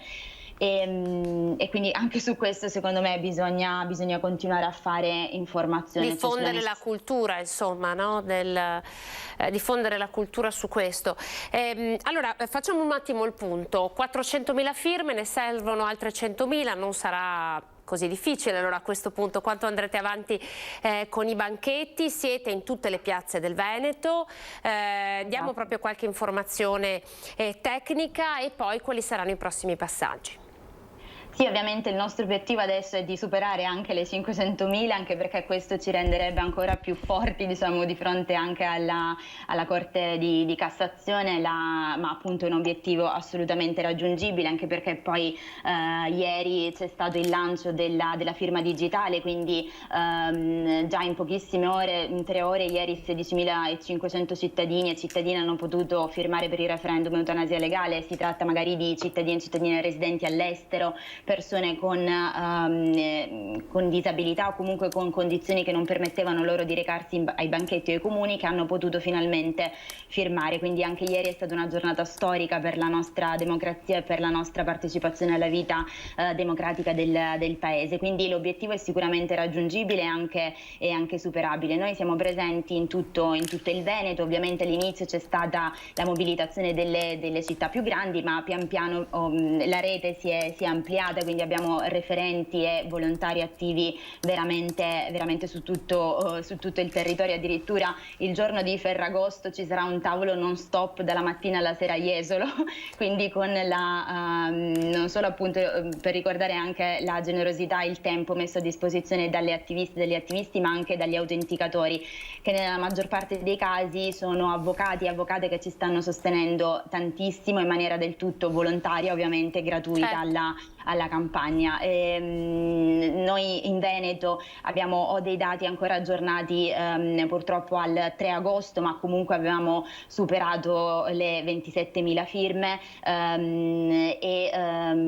appunto sono dati in realtà in continuo aggiornamento, come potete immaginare. Questi riguardano solo le firme raccolte ai tavoli, a cui si aggiungono tutte quelle raccolte anche negli uffici comunali, perché ricordiamo, per chi non dovesse trovare nel proprio comune un tavolo, sicuramente può andare a firmare negli uffici comunali, di solito l'URP, l'anagrafe, insomma presso gli uffici comunali, che è un'altra importante risorsa appunto per poter per poter esercitare questo diritto. Sì. Abbiamo fatto bene, insomma, a dare tutte le coordinate, no, per chi volesse partecipare. Sì, esatto. E appunto adesso l'obiettivo è di appunto la campagna andrà avanti fino a fine settembre.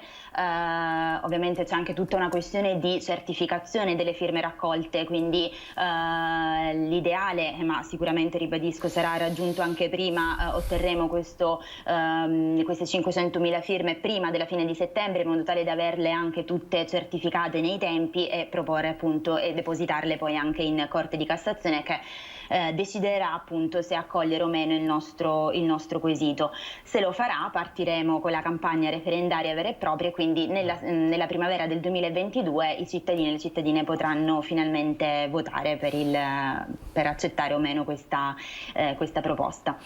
Marta, grazie, davvero è stata chiarissima. Poi insomma abbiamo capito tutto, abbiamo i riferimenti per chi volesse partecipare ancora non l'ha fatto, e poi anche la notizia della giornata di Ferragosto. Davvero, insomma, complimenti a tutti i volontari che si stanno adoperando per questa grande battaglia di civiltà. Grazie a Marta Perrone, coordinatrice Veneto della campagna referendaria sull'eutanasia legale. Buona giornata.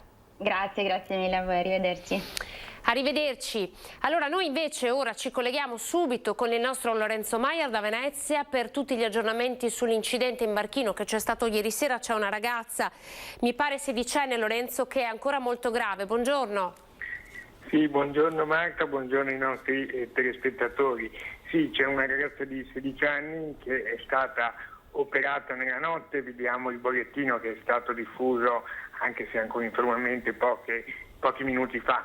Una ragazzina di 16 anni è stata operata nella notte per un trauma cranico importante all'ospedale all'Angelo di Mestre e le sue condizioni sono in prognosi assolutamente riservata, ricoverata nel reparto di rianimazione. La ragazza è giunta ieri sera intorno alle 21 all'ospedale all'Angelo dopo l'incidente che si è verificato, l'incidente nautico tra due barchini che si è verificato intorno alle 20, e la dinamica dell'incidente è ancora ovviamente in fase di accertamento. Pare che ci sia stato uno scontro tra questi due barchini in una zona poi anche particolarmente difficile da raggiungere per i soccorritori.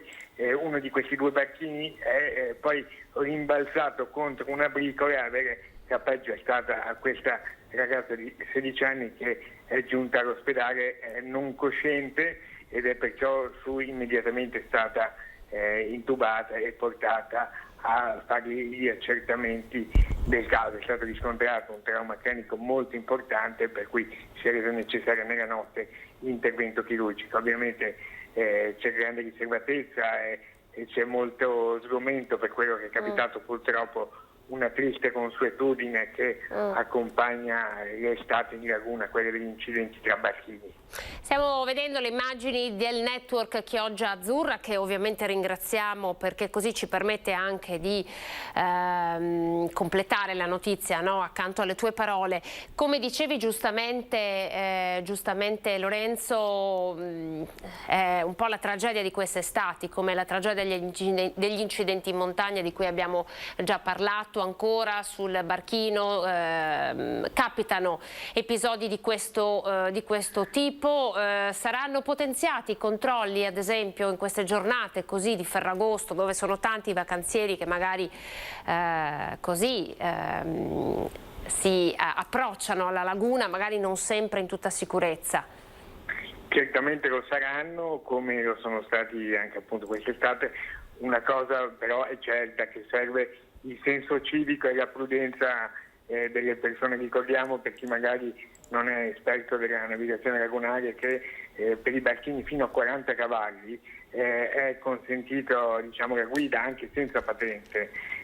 Poi spesso a livello generale, ovviamente non stiamo parlando del caso specifico di ieri sera, questo dovrà essere accertato poi dalla Capitaneria di Porto di Chioggia, che è intervenuto sul posto, però spesso anche questi barchini vengono usati in maniera incauta, cioè vengono truccati i motori per dare una resa maggiore, spesso si naviga in laguna credendo che sia semplice, magari non avendo tutte quelle strumentazioni di bordo che è necessaria per anche per esempio attivare i soccorsi. Anche ieri è stato particolarmente complicato richiedere l'intervento dei soccorritori, un po' per la zona purtroppo dove si è verificato il sinistro, che è l'oasi naturalistica di Caroman, che è particolarmente difficile da poter raggiungere l'acqua, un po' anche perché questo bacchino, questo è certo, non aveva una radio VHS per esempio, per cui i soccorsi sono stati chiamati da un altro bacchino di passaggio che è stato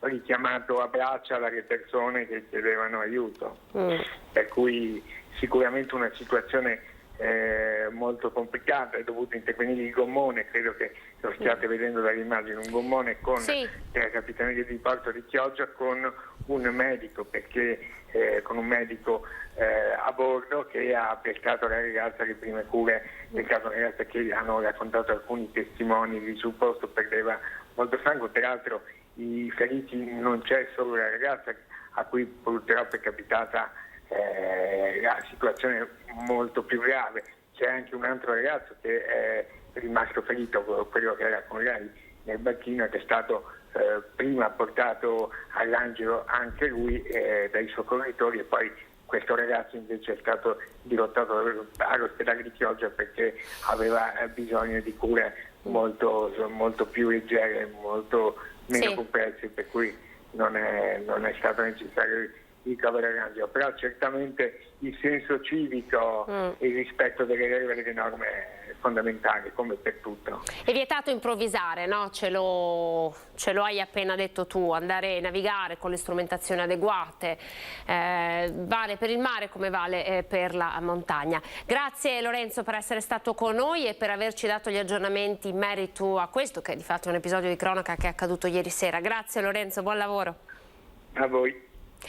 Allora noi adesso andiamo a vedere le previsioni del tempo, quindi meteo, poi andremo in pubblicità. Nell'ultima parte di questa edizione straordinaria, in cui avete visto non è stata convocata la conferenza stampa all'unità di crisi di Marghera, quindi non c'è la diretta del presidente Luca Zaia. Nell'ultima parte parleremo col presidente veneto di Confcooperative, torniamo al caso di... C'è un'inchiesta in corso ovviamente, però di caporalato a Grafica Veneta. Cercheremo di capire come funzionano le cooperative, come si lavora, anche per fare un po' luce su questo meccanismo degli appalti. E poi nell'ultima parte torneremo a parlare dei fondi che arriveranno grazie al recovery per le nostre città, per le nostre infrastrutture. Lo faremo con l'assessore al recovery Alessandro Manera e in collegamento con il vice sindaco di Padova Andrea Michalizzi. A tra poco.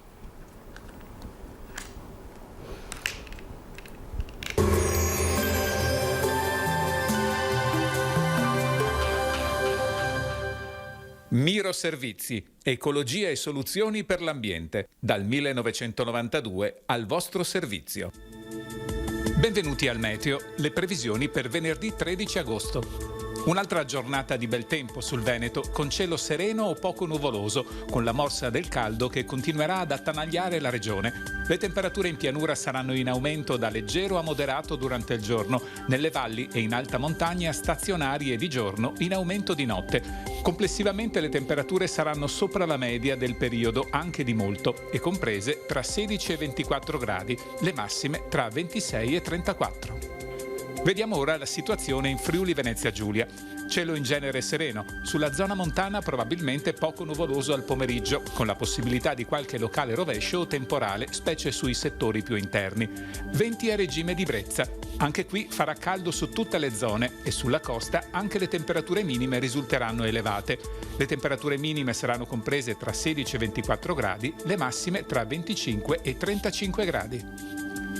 Per quanto riguarda la situazione in Trentino Alto Adige, venerdì soleggiato, con nubi alte a tratti e nelle ore più calde annuvolamenti cumuliformi in montagna, dove saranno possibili brevi rovesci o temporali. Temperature sopra le medie del periodo, le minime comprese tra 10 e 16 gradi, le massime tra 27 e 33 gradi. Dal meteo è tutto, arrivederci.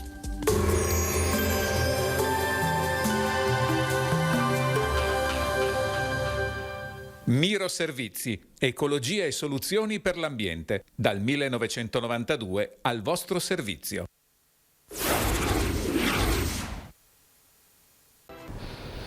Buongiorno, ben ritrovati, 13:35, edizione straordinaria di Antenna 3, oggi orfani della diretta del Presidente Zaia dall'unità di crisi di Marghera, ma abbiamo parlato del picco del caldo con il Presidente e il primario, scusate, del pronto soccorso di Treviso, che ci ha aggiornato anche sugli accessi Covid al pronto soccorso dell'ULSS 2, poi in apertura con il Ministro Federico D'Incà per parlare di Green Pass e vaccini, ancora con il parco tematico più grande del Veneto, Gardaland, dove insomma il direttore generale ci ha raccontato quanto il Green Pass possa penalizzare il lavoro nei parchi tematici. Ora parliamo di cooperative, lo facciamo insieme al presidente di Confcooperative Veneto, Ugo Campagnaro. Buongiorno Presidente. Buongiorno a tutti quanti. Allora, grazie per essersi collegato con noi, perché con lei volevamo un po' approfondire il tema delle cooperative, capire un po' come si lavora, entrare nel cuore delle imprese cooperative, e non potevamo non farlo ovviamente con Confcooperative. Partiamo dall'inchiesta di Grafica Veneta, perché voi avete chiaramente detto questa inchiesta ha pesato sull'immagine in generale delle cooperative, quindi le cooperative, quelle sane, e sono la maggior parte, sono state danneggiate. Quindi le chiedo di argomentare ovviamente questa dichiarazione e poi entriamo proprio nel cuore del ragionamento e capiamo come funziona la questione degli appalti con le cooperative. Guardi, la cosa è molto semplice.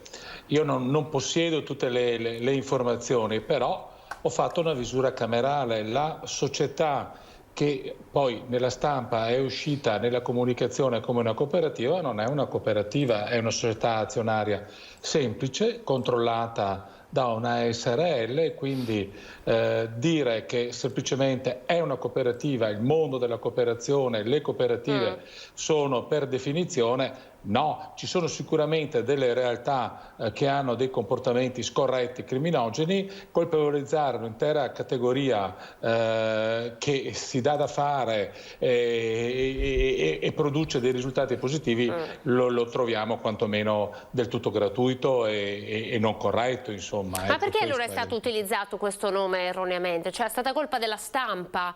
Oppure è quasi un modus operandi, no? Associare quando un lavoro viene dato in appalto al nome della cooperativa, all'accezione cooperativa?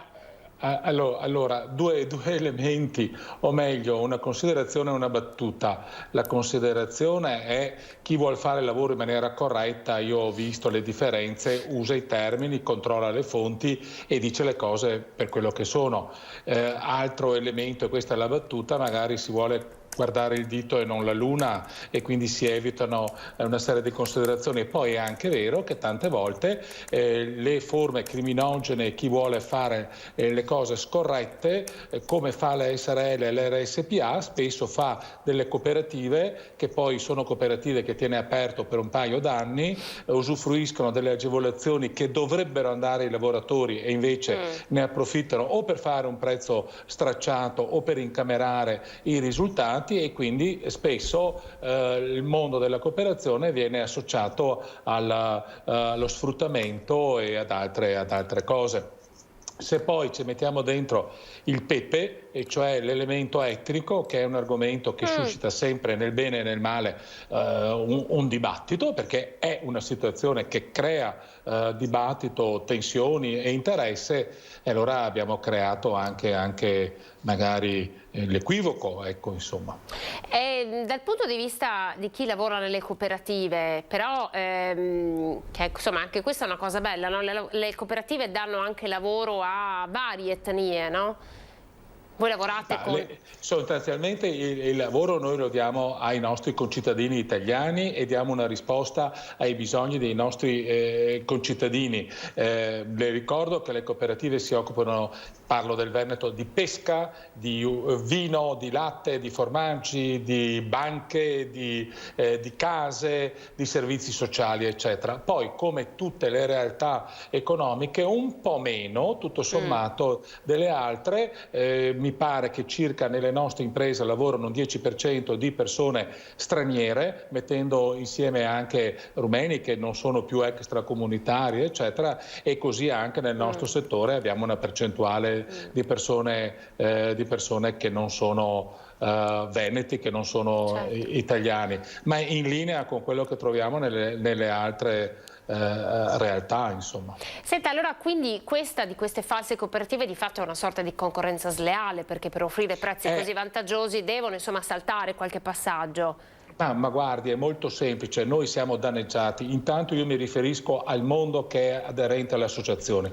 Purtroppo noi come associazione di categoria Confcooperative e Lega delle Cooperative AGC, quello che noi definiamo l'alleanza delle cooperative, noi rappresentiamo il 50% delle cooperative esistenti. Una buona parte di queste cooperative, non tutte per carità, ci sono alcune realtà che non sono associate e sono corrette. La stragrande maggioranza, se sei associato, vieni revisionato una volta all'anno dall'associazione di categoria, hai un controllo stringente. Se non sei associato, i controlli li deve fare il Ministero dello Sviluppo Economico ha pochi ispettori e riesce a controllare un numero molto ridotto. Quando arriva a fare il controllo le chiude, oppure se ne ci sono andate. Come riescono? Come si può fare? Lo sappiamo benissimo: non rispetti i contratti di lavoro, non paghi l'IVA, non versi i contributi, riduci i costi della sicurezza al minimo, e quindi ci rubi il lavoro perché fai uno sconto enorme a chi ti dà il lavoro, oppure se ottieni uno sconto relativo ti intaschi i soldi.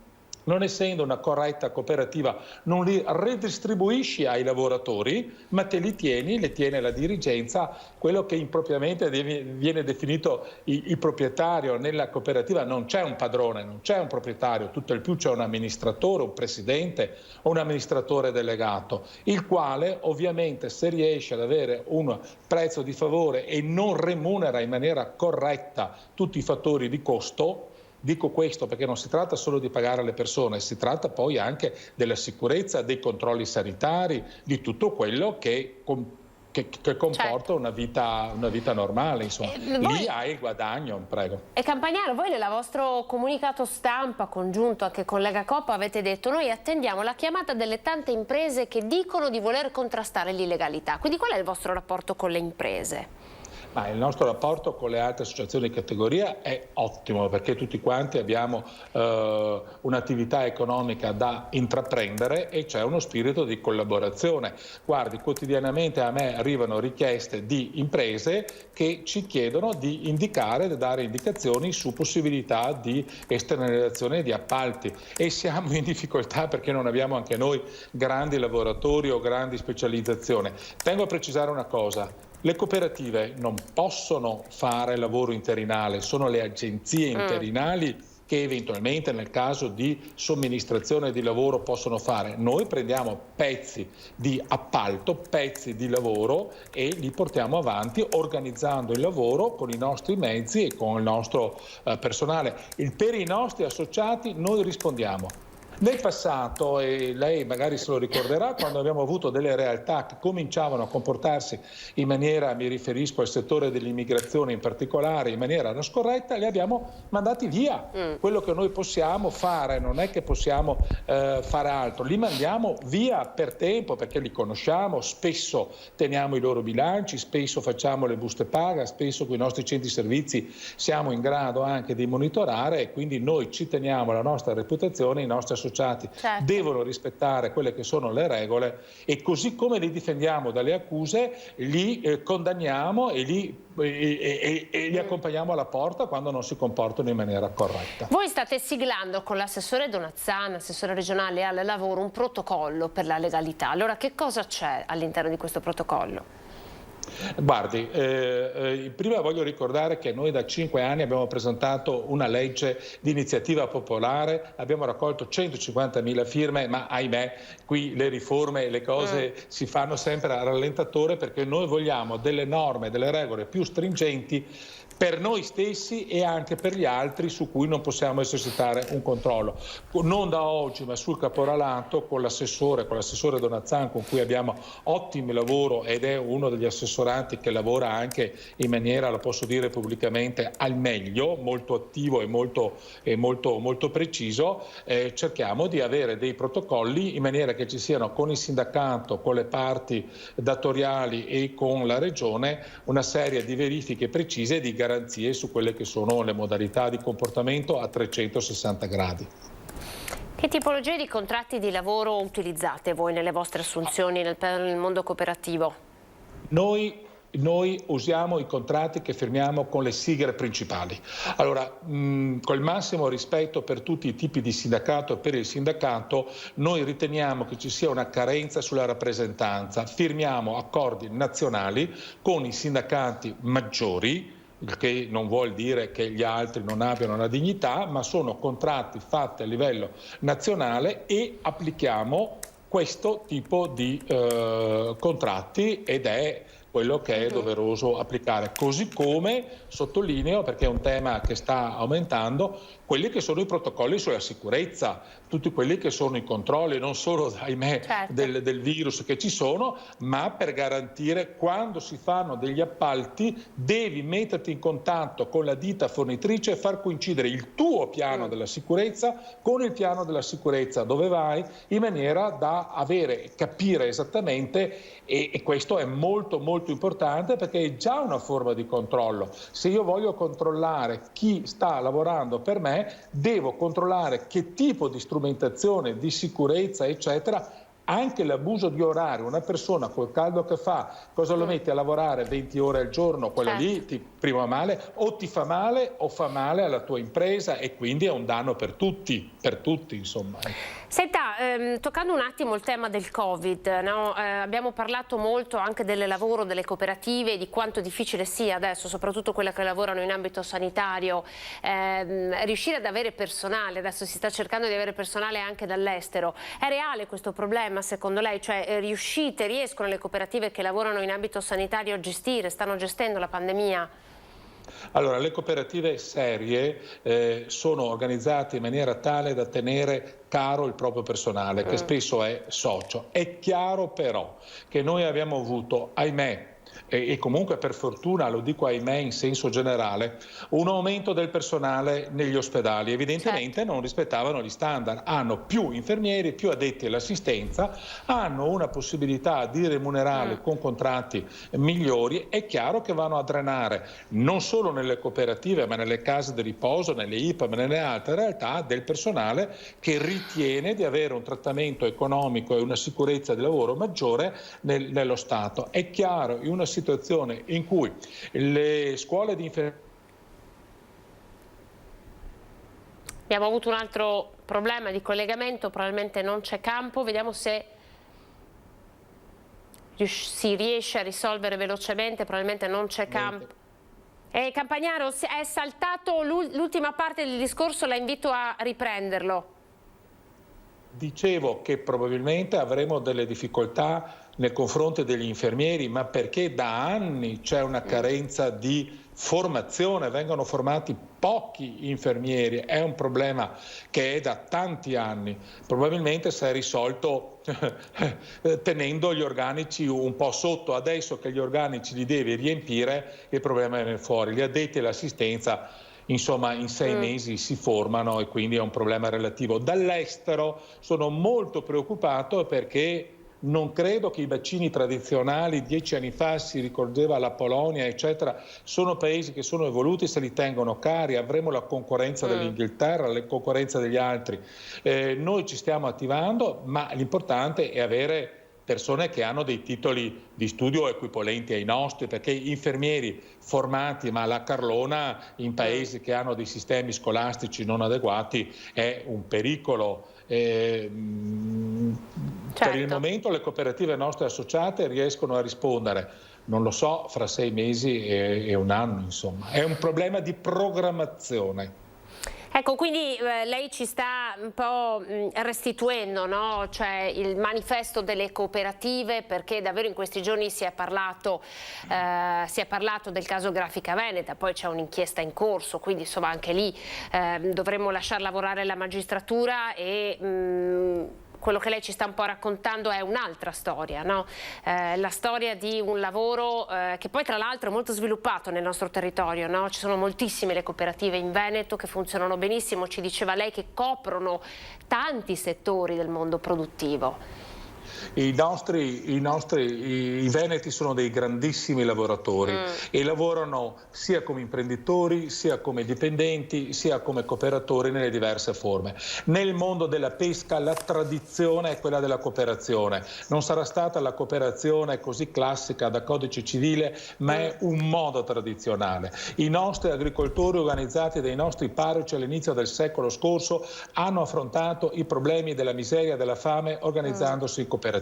La prima banca di credito cooperativa in Italia è stata fatta a Padova e la seconda a Venezia. Le cooperative sociali, che sono un fenomeno storico nato in Italia e che il mondo ci invidia, vengono anche dalla Cina a chiederci di indicare come si fa, hanno avuto non solo ma principalmente nel Veneto le prime realtà. E così, ripeto, chi lavora, chi fa può anche sbagliare. Il nostro intendimento è rispondere per le proprie responsabilità, però così come la presunzione di innocenza noi gliela diamo alla grafica veneta e ci auguriamo e siamo convinti che saranno in grado di spiegare e di risolvere i loro problemi.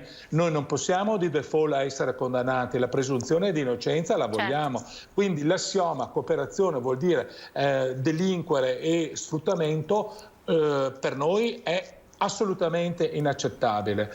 Abbiamo un cambiamento profondo della regola del lavoro, la flessibilità c'è richiesta da più punti. Noi non possiamo rispondere con i metodi tradizionali, essere tutti statalisti, essere tutti quanti iperprotetti, ma un conto è la flessibilità, un conto è la precarietà, così come stiamo imparando che dobbiamo agire in maniera ecologica con una sensibilità ambientale, dobbiamo anche capire che dobbiamo trasformare il mondo del lavoro mettendo insieme le esigenze dell'impresa, delle flessibilità, dei picchi di produzione che ci possono essere, ma anche nel rispetto. E questa è la sfida. Noi pensiamo di dare delle risposte largamente buone. Se sbagliamo siamo disposti, dobbiamo pagare, ma non dobbiamo pagare a prescindere, perché siamo non esattamente riconducibili a uno schema tradizionale. Grazie Ugo Campagnaro per aver sottolineato questo tema, era un po' quello che volevamo far emergere in questa intervista e anche un po' per aver raccontato come la storia delle cooperative racconta la storia del nostro Veneto, no? Il nostro Veneto produttivo,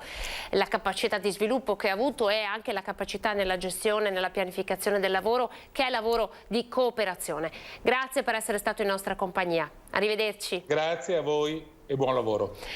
Ugo Campagnaro, presidente Conf Cooperative Veneto. Ora vi facciamo vedere una serie di servizi e poi nell'ultima parte faremo partire questo dibattito legato alle periferie, all'ambiente e ai soldi del recovery.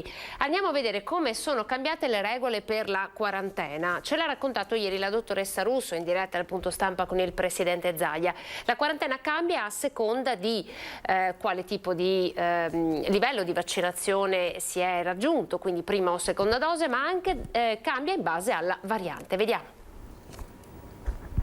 È arrivata ieri una nuova circolare che modifica quelli che sono i tempi anche di quarantena a seconda del tipo di variante. Diminuisce così il periodo della quarantena per tutte le varianti, compresa la Delta, mentre aumenta per la Beta, nota anche come sudafricana, di cui al momento non è stato segnalato nessun caso in Veneto, ma sempre più presente a livello internazionale. Su questa variante non abbiamo ancora molti dati relativi a quella che può essere, diciamo, la caratteristica di diffusione, la capacità di contagio, quindi c'è un atteggiamento più prudente. Per tutte le varianti, quindi, esclusa la Beta, l'isolamento per i contatti stretti resta di 10 giorni, di 7 se si è vaccinati. I giorni resteranno 14 in mancanza di un test antigenico o molecolare con esito negativo. Per i contatti a basso rischio, con o senza ciclo vaccinale completato, non è più prevista la quarantena. Chi si trova in questa situazione deve semplicemente automonitorarsi. È a basso rischio, va ricordato, il soggetto che entra in contatto con il positivo per meno di 15 minuti, stretti tutti gli altri. Nel caso di variante beta, ancora un'ipotesi in Veneto, sia i contatti stretti che a basso rischio vanno in quarantena per 10 giorni. Queste le nuove regole immediatamente operative in un quadro epidemiologico che resta confortante. Abbiamo nel renconti di 1,16 un'incidenza di 83,6 e poi un tasso di ospedalizzazione che è del 2% per l'area non critica e del 3% per quanto riguarda la terapia intensiva. Chiaramente questi dati ci collocano ancora in zona bianca. La malattia, stando al monitoraggio settimanale, sembra sotto controllo, anzi si registra un primo leggerissimo calo negli ultimi giorni, come dimostrano anche i grafici. La fotografia di contagio e ricoveri, aggiornata al Ferragosto, è questa. Per quanto riguarda l'età media del contagio, è ancora bassa, come lo era anche l'anno scorso, e si attesta intorno ai 30 anni. Invece per quanto riguarda quella dei ricoveri, soprattutto appunto dei ricoveri in terapia intensiva, intorno ai 55. Eccoci, ben ritrovati. Allora adesso invece saliamo in altopiano, andiamo ad Asiago, perché in questi giorni insomma di caldo tanta gente sta cercando il refrigerio proprio nelle nostre montagne, quindi dalle Dolomiti all'altopiano di Asiago. Andiamo a vedere come sta andando. Parte con il botto il weekend lungo dell'altopiano dei 7 comuni, letteralmente preso d'assalto a qualche giorno da Ferragosto da un volume di turisti e visitatori che la dice lunga sull'appeal delle terre alte vicentine. La mattinata si è aperta con l'arrivo in zona di migliaia di persone che in sostanza ha trasformato il costo da Caltrano fino ad Asiago in un lungo serpentone di auto e motociclette. Il traffico sulla provinciale, che rappresenta l'accesso privilegiato ai 7 comuni dalla rete autostradale, è stato molto sostenuto sino al primo pomeriggio, con tutte le conseguenze del caso. Fra Tresche, Conca e Canove si sono create, a causa dell'immissione nella viabilità locale del traffico di gitanti e vacanzieri, lunghe colonne che sono state smaltite solamente in tarda mattinata. Idem per le aree di sosta asiaghesi per il centro di Gallio, dove si sono verificati anche alcuni rallentamenti in giornata. La situazione, comunque sotto controllo, rappresenta probabilmente l'anteprima di quel che si vedrà in altopiano fra sabato e domenica. Complice il gran caldo che sta opprimendo la pianura, saranno moltissimi i veneti che saliranno per cercare un po' di frescura tra una passeggiata nel corso e l'altra, fra le malghe, i prati e i boschi del comprensorio. Allora, abbiamo un'ultima ora, ci sono 2 notizie di cronaca che vi dobbiamo dare. La prima è arrivata davvero adesso, battuta dall'ANSA in questo momento. È morto Gino Strada, il fondatore di Emergency. Lo si apprende da fonti vicine alla famiglia. Strada aveva 73 anni, l'abbiamo visto in prima linea da sempre per aiutare il prossimo, e anche una sua battaglia nei confronti anche della politica per difendere l'operato di Emergency e del lavoro dei suoi medici sul territorio, anche quei territori maggiormente colpiti dalla guerra. Emergency c'è sempre stata, ora il suo fondatore non c'è più, c'è un ambulatorio tra l'altro di Emergency a Marghera. Noi siamo stati lì con le nostre telecamere per raccontare il grande lavoro, davvero a fianco degli ultimi, persone che magari non possono ad accedere alle cure, anche molti extracomunitari magari non registrati nel nostro territorio, ma che comunque avrebbero avuto bisogno di sostegno. Emergency c'è stata anche per loro. Dunque, ripeto, questa notizia: Gino Strada è morto, lo si apprende da fonti vicine alla famiglia. Poi se avremo ulteriori informazioni ovviamente ve le forniremo il prima possibile. Poi c'è un'altra notizia: un ragazzo di 28 anni con problemi di autismo è morto annegato ieri sera intorno alle 21 mentre faceva il bagno con il papà a Porto Santa Margherita. Il giovane era originario della provincia di Vicenza. Secondo quanto ricostruito dai carabinieri, l'uomo in vacanza sul litorale avrebbe perso di vista per qualche attimo il figlio e una volta riemerso l'avrebbe ritrovato riverso a faccia in giù in acqua. Inutili tentativi di rianimarlo. Una notizia di cronaca che davvero ci rattrista, come quella della morte di Gino Strada. Chiudiamo questa parte dedicata alla cronaca. Vi ricordo anche il morto che c'è stato in montagna, la notizia con cui abbiamo aperto questa edizione del telegiornale. Apriamo un'altra parte, che è quella che in qualche modo vi avevo anticipato. Abbiamo 2 ospiti: l'assessore all'ambiente e al recovery del Comune di Treviso, Alessandro Manera. Buongiorno, grazie per essere qui con noi. Buongiorno, assessore. e grazie dell'invito. E poi si collegherà con noi il vice sindaco di Padova Andrea Michalizzi, con lui parleremo di come si possono utilizzare i fondi del recovery anche per il recupero delle periferie. E vi faremo vedere il progetto di Piazza De Gasperi, una delle zone più degradate di Padova, che di fatto è tornata alla vita e ha frequentazioni sicuramente migliori proprio perché è stata restituita alla città con campi giochi, campetti da basket e quant'altro. Ma partiamo da Treviso, Assessore. Allora, si diceva che i decreti attuativi finalmente ci sono per quanto riguarda il recovery, che potrebbe, è una stima, potrebbero arrivare 40 milioni per la città di Treviso. Quali sono le priorità, le vostre priorità? Voi insomma sono mesi che definite le strategie di pianificazione. Da dove si parte? Beh, sicuramente partiremo anche noi dai quartieri, perché sono il punto più importante, e soprattutto considerando che il 90% dei trevigiani vivono nei quartieri e non nel centro storico. Quindi stiamo definendo tutto un piano di mobilità lenta, di pedonali, di ciclopedonali, e questo sarà la nostra priorità, perché noi abbiamo l'idea della città dei 10-15 minuti, cioè dobbiamo riuscire a raggiungere in bicicletta qualsiasi punto e qualsiasi servizio anche partendo dai quartieri, quindi questo sicuramente sarà la nostra priorità.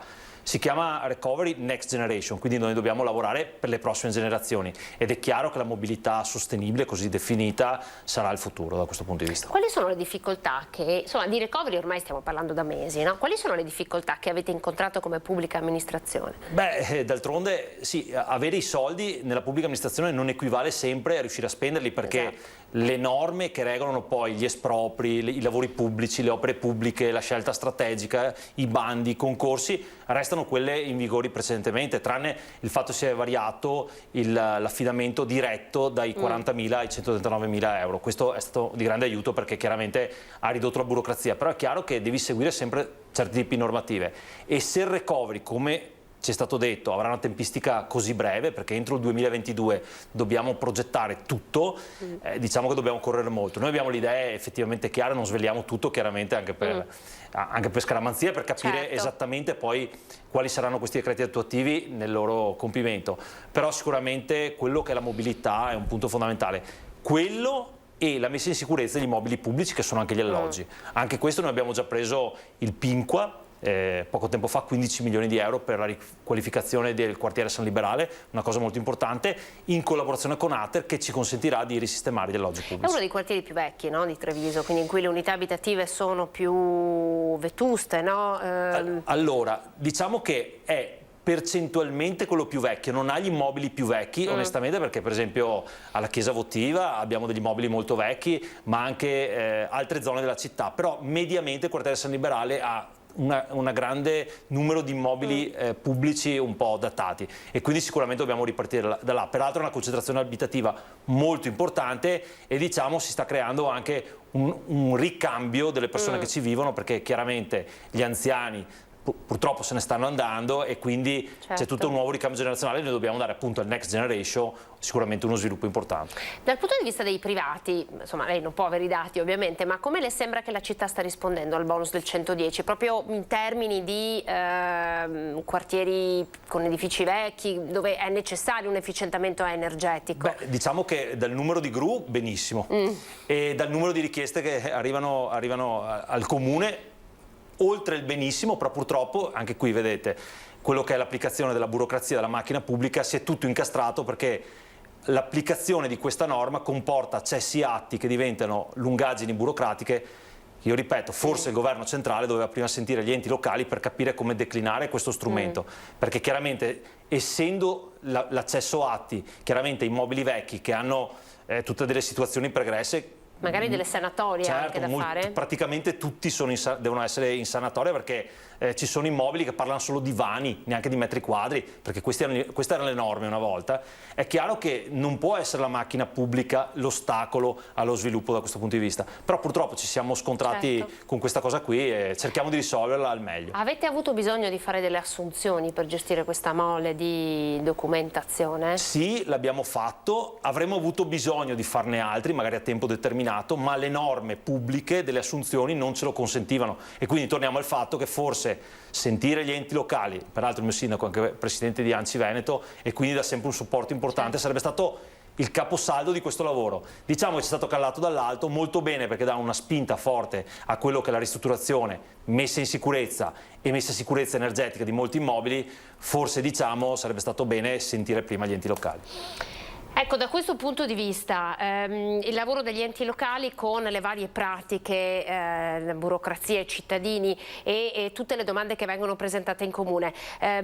Io so che lei è anche assessore al personale, quindi c'è ancora una buona parte di dipendenti che lavora in smart working, cioè è stato bypassato lo smart working o è ancora imposto in qualche modo? Allora, anche qui la funzione pubblica ha dato una definizione molto strana, i lavori essenziali in presenza, quindi lascia ai comuni questa deroga, però è molto complesso perché poi esiste l'RSPP, cioè chi regola la sicurezza all'interno del comune, che può determinare quali sono i lavori essenziali. È chiaro che la polizia municipale è chiaro che un lavoro va fatto in presenza, non può essere fatto in smart working, ma tutti le altre funzioni vanno declinate funzione su funzione. Diciamo che l'abbiamo ridotto del 90% lo smart working, probabilmente adesso siamo tra il 10 e il 15% delle funzioni, anzi in termini di ore, di persone sono in smart working, perché uno sta in smart working 5 giorni su 5 a settimana, magari sta 2 giorni, un giorno a settimana dopo. Diciamo in termini di ore complessive siamo al 10-12% in questo momento. Non è stato semplice, però è stata l'unica soluzione per tenere i comuni aperti, perché la pandemia questo aveva portato. E anche abbiamo evitato, come il comune di Treviso, fino adesso, e spero, visto che sono quasi tutti vaccinati, che non succeda più, anche diciamo dei punti in cui il Covid poteva espandersi, quindi non abbiamo avuto questo tipo di concentrazione di persone dove poteva venire questo. Pensate se fosse venuto all'anagrafe, dovevamo chiudere il comune. Certo. Quindi diciamo è stata una situazione di emergenza, secondo me il comune di Treviso l'ha gestita molto bene perché non ha costretto i dipendenti ad andare in ferie, che sarebbe stato un altro problema. Come è capitato in molte aziende. Esatto. Noi abbiamo deciso questa soluzione. La macchina pubblica non era pronta perché, diciamo francamente, era uno strumento molto utilizzato nella macchina privata, però ne siamo venuti fuori discretamente secondo me e quindi ringrazio veramente i dipendenti pubblici a volte che spesso vengono tartassati dalle persone, però tutto si muove anche grazie alla macchina amministrativa pubblica, non dimentichiamocelo questo. Che se potesse essere più snella, come ci diceva lei, sarebbe tutto più semplice. Tra l'altro lei, anche insomma per il suo lavoro personale, ha viaggiato e viaggia molto all'estero. Sì. Anche in questo, no, nel concetto di rigenerazione urbana, di rinascita delle periferie, c'è un concetto un po' diverso che forse sta arrivando soltanto adesso in Italia. Allora, non parliamo di mobilità sostenibile perché anche lì... Vabbè, allora io quando immagino una città che secondo me in questo momento sono 2 città che io ritengo le più europee di tutte, che sono Amsterdam e Budapest. Se io penso a città di una certa dimensione, prenderei anche Tel Aviv, ma non è in Europa, ma ha anche un clima molto diverso al nostro, quindi ci sono delle problematiche diverse. Però le 2 città che io ritengo in questo momento un faro dal punto di vista della sostenibilità, penso che siano Amsterdam e Budapest, con 2 climi simili, perché non hanno, diciamo, temperature simili alle nostre, però loro sono dei fari in Europa da questo punto di vista, con tutte delle soluzioni non tanto innovative, ma anche spesso di buon senso. Uno va ad Amsterdam. È una questione culturale? È una questione che la politica ha avuto coraggio, cioè, poi la cultura si crea, cioè, io faccio sempre l'esempio. Chi 10 anni fa chiedeva al comune di togliere l'albero davanti a casa perché gli faceva sporco, adesso chiede di piantarne 2 perché produce ossigeno, gli fa ombra, fa molto bello e sono le stesse famiglie probabilmente. Quindi cambia anche la cultura a questo punto di vista. L'approccio sul verde nel comune stesso è cambiato completamente, c'è molta più attenzione, gli alberi vengono molto più salvaguardati, per fortuna, perché avendo l'assessorato all'ambiente, quindi anche il verde, io ne sono solo che contento. Quindi diciamo, il verde non è più visto come un problema. Come declinare le funzioni all'interno di questo polmone verde, che noi lo chiamiamo polmone verde o patrimonio arboreo, come si suol dire, ecco, secondo me queste 2 città ne sono l'esempio. Tra l'altro ieri abbiamo mandato in onda un servizio legato al patrimonio arboreo, la cosa non la riguarda del tutto perché riguarda anche il settore lavori pubblici, ma dopo glielo facciamo vedere. Intanto è stata pubblicata su tutti i siti la notizia che vi abbiamo appena dato, questo ad esempio è il Corriere della Sera, della morte di Gino Strada, fondatore di Emergency, 73 73 anni, si legge che soffriva di problemi di cuore. Con l'ONG nata 25 anni fa, il chirurgo ha costruito ospedali e posti di primo soccorso in ben 18 paesi. 2 anni fa, si legge, aveva detto al Corriere: non chiamatemi pacifista, nel mondo umanitario c'è molto dilettantismo. 73 anni. Allora ci fermiamo, andiamo in pubblicità e poi con il servizio sugli alberi a San Lazzaro e ancora un ragionamento sulla rigenerazione urbana e sulle periferie.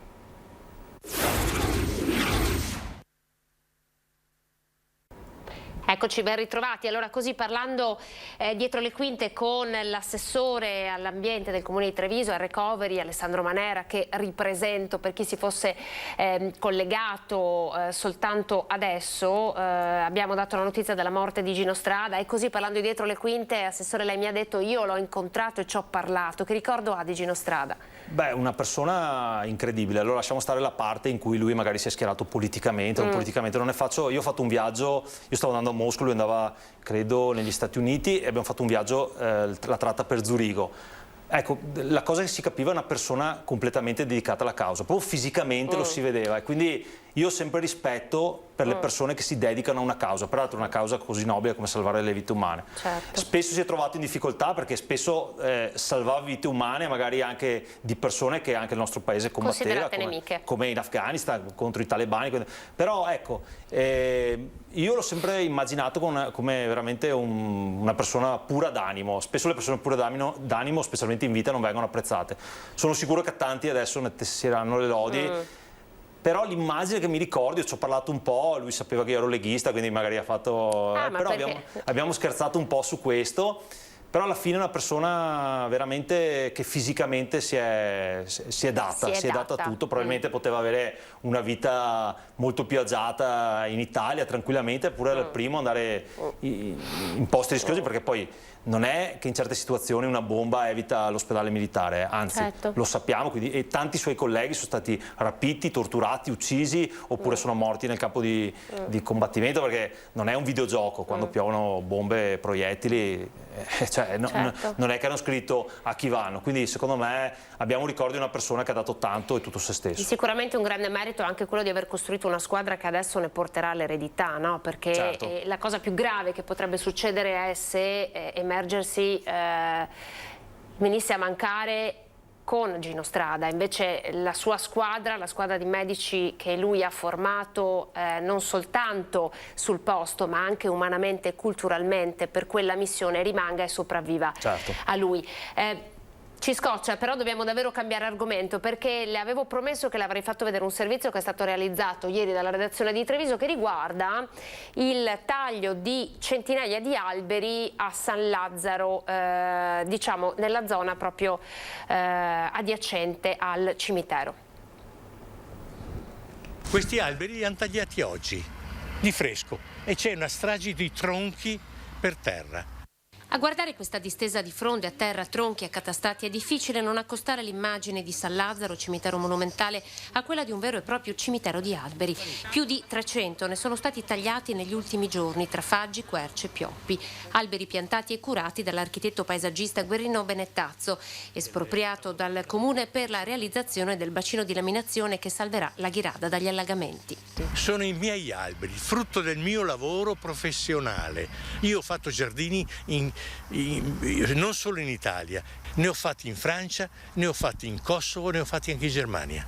Io ho fatto agraria e poi mi sono specializzato all'estero. Un architetto non può fare una cosa del genere, è un delitto ambientale perfetto. Diversi i progetti inviati in comune dal signor Guerrino su quest'area a ridosso del Terraglio. Qui avrebbe dovuto sorgere un parco con un laghetto. La destinazione scelta in accordo poi fu quella del bacino di laminazione, che però nel primo progetto la valutazione di impatto ambientale imponeva realizzata senza taglio degli alberi. E io non lo sto criticando il metodo e la assoluta, non la scarsa, assoluta mancanza di sensibilità. L'opera era possibile e nel progetto iniziale viene descritto questo. Viene descritto anche nella relazione di impatto ambientale. è stato sconvolto tutto e con una violenza assoluta. Il secondo progetto, che ha portato all'abbattimento di questi alberi ed in fase di realizzazione ora, secondo Guerrino avrebbe direttamente bypassato una nuova valutazione di impatto ambientale. Un problema di costi, suggerisce l'architetto, che starebbe valutando addirittura di denunciare il comune di Treviso per disastro ambientale. Insomma, potrebbe arrivare una denuncia per disastro ambientale. Assessore, lei che è appunto assessore all'ambiente, ci spiega il punto di vista del comune? Allora, teniamo conto che nessuno di noi è felice quando deve abbattere un albero, cioè non è che siamo disboscatori, ne abbiamo piantati 450 da inizio anno ex novo. Abbiamo in progetto una forestazione urbana in via Selvatico, che è vicinissima a quest'area, dove verranno ripiantumati 3 volte tanto gli alberi che purtroppo sono stati abbattuti. Qui c'è tutto uno studio ingegneristico che sinceramente io non conosco esattamente nei dettagli, perché è veramente molto particolare, che ha ritenuto il punto più idoneo e le misure più idonee per costruire questo bacino di laminazione in quella posizione là. Cos'è un bacino di laminazione? È una vasca che tiene conto di un riempimento. E qual è il riempimento? I quartieri di San Zeno, i quartieri della Ghirada, che una volta, cioè quando piove, devono scaricare all'interno di questo bacino di laminazione tutta l'acqua in eccesso, perché altrimenti succede come succede adesso e vanno tutti sott'acqua. Purtroppo quella era la posizione, diciamo, più idonea, non ce n'erano altre. Quindi lei dice che era impossibile farla, come sostiene il signor Guerrino, evitando di tagliare gli alberi. No, la zona era troppo... No, non era possibile, anche perché il bacino di eliminazione deve tener conto di determinate misure, velocità di deflusso, cioè c'è un calcolo idraulico importante dietro. Quindi mi dispiace veramente che abbiamo dovuto abbattere gli alberi come comune, però non c'è la soluzione. A volte bisogna tener conto che la sostenibilità ambientale è anche esattamente quello di preservare 2 quartieri da andare sott'acqua ogni volta che piove. C'è da dire una cosa, teniamo conto che di una cosa. Sono usciti nuovi dati sulle variazioni climatiche da qua a 10 anni. In realtà da qua a 50 anni, ma si vedono da qua a 10 anni. Le bombe d'acqua che stiamo subendo adesso, nei prossimi 10 anni, saranno sempre più frequenti, per tutta una serie di incidenze climatiche che non stiamo qua a descrivere. Vogliamo continuare a dire che ogni volta che piove e 2 o 3 quartieri vanno sott'acqua, noi possiamo dire, stiamo lì a guardare e dire non facciamo niente? Cioè, guardare anche un po' avanti. È chiaro che dispiace aver abbattuto gli alberi, guardate, chi più di noi che sta incrementando il patrimonio arboreo non poteva farlo. Ci spieghi allora il tema della valutazione di impatto ambientale che era presente nel primo progetto. Questa valutazione di impatto ambientale poi che fine ha fatto nel secondo progetto? No, in realtà, allora... Come funziona? Allora, la valutazione di impatto ambientale, dove peraltro il comune non vota, quindi c'è un organo esterno, credo che fosse provinciale, adesso non sono sicuro, provinciale, in cui il comune non vota, viene deciso dagli organi tecnici in provincia, in cui ci sono gli organi tecnici, c'è la provincia e c'è ARPA. Decidono se il progetto è congruo. Una volta che decidono se il progetto è congruo, quel progetto va avanti e ha tutta un'altra sequenza. Quindi pensare che il comune abbia fatto qualcosa di illecito, dopo che un organo esterno ha determinato, mettendo tutta una serie di prescrizioni peraltro, che quel progetto era congruo, dispiace e io capisco il dolore di questa persona, perché anche il dolore è nostro. Cioè noi siamo stati quelli che abbiamo variato il progetto Santa Maria del Rovere spendendo 300.000 alberi in più, anzi non spendendo, investendo 300.000 euro in più per salvare 250 alberi. Noi l'abbiamo fatto il giro contrario, però purtroppo in questo caso un bacino di eliminazione è una vasca, sono come quelle state fatte a Vicenza. Vogliamo vedere di nuovo immagini in cui ci sono 2 quartieri sott'acqua? Io non credo a questo. E poi ci sono danni, le persone, i rischi. Infatti stiamo vedendo, grazie alla regia che ci sta mandando in onda appunto le immagini, no? Che testimoniano, prima abbiamo visto insomma che cosa può significare, no? Quando un quartiere va sott'acqua, quando una strada o un sottopasso sono allagati, banalmente la circolazione si ferma, si blocca. Guardate queste immagini, queste sono le immagini reali, cosa avviene. Ma questa è madre natura che ha cambiato. Purtroppo allora, che i quartieri... 70 anni fa magari dovevano essere realizzati con un'altra idea idraulica, lo sappiamo, Che adesso noi dobbiamo correggere questa situazione, lo sappiamo. Qui bisogna capire se vogliamo farlo, continuiamo a guardare il cielo. Senta, il PNRR darà soldi anche per questo? Allora, qui è molto sottile la cosa, perché questa è una delle complicanze, cioè dove finisce un'opera di lavori pubblici e dove comincia un'opera che abbia una valenza ambientale. E qui è molto complesso. E allora ogni volta noi facciamo le progettualità, le mandiamo, capiamo se vengono approvate. Io chiederei, onestamente, faccio un appello agli organi superiori, quindi ai ministeri competenti, che tengano conto che spesso le opere pubbliche sono opere di mitigazione ambientale. Un piccolo esempio, le fognature a Treviso servono, perché alla fine in bagno se andiamo comunque, per preservare il Sile. Certo. Io lo dico da 3 anni, da quando mi sono insediato, adesso Lega Ambiente vedo che mi ha seguito dicendo ci sono degli inquinanti organici, gli inquinanti organici derivano da noi, non è che derivano, non ci sono fabbriche che scaricano, se non dei delinquenti, ma da quel punto di vista rispetto agli anni 70 si è ridotto questa cosa praticamente al lumicino. Vogliamo intendere le opere pubbliche come opere di salvaguardia ambientale? Sì. Quindi il PNRR deve declinarsi lì. Quindi io sono convinto che alla fine ci sarà la ragione. Il problema è che devono velocizzare queste procedure e questo non possiamo farlo noi, perché noi siamo quelli che cercano di spendere, loro sono i nostri controllori. Certo. Quindi io faccio un appello a chiunque, anzi ai ministri competenti, di dire attenzione a non considerare sempre le opere pubbliche come fine a se stesse. C'è anche un altro tema che è quello di soldi che dovrebbero arrivare, che sono stati stanziati per la bonifica di aree inquinate. Ne abbiamo conosciute molte, ad esempio a Pernumi, a Padova, insomma queste aree.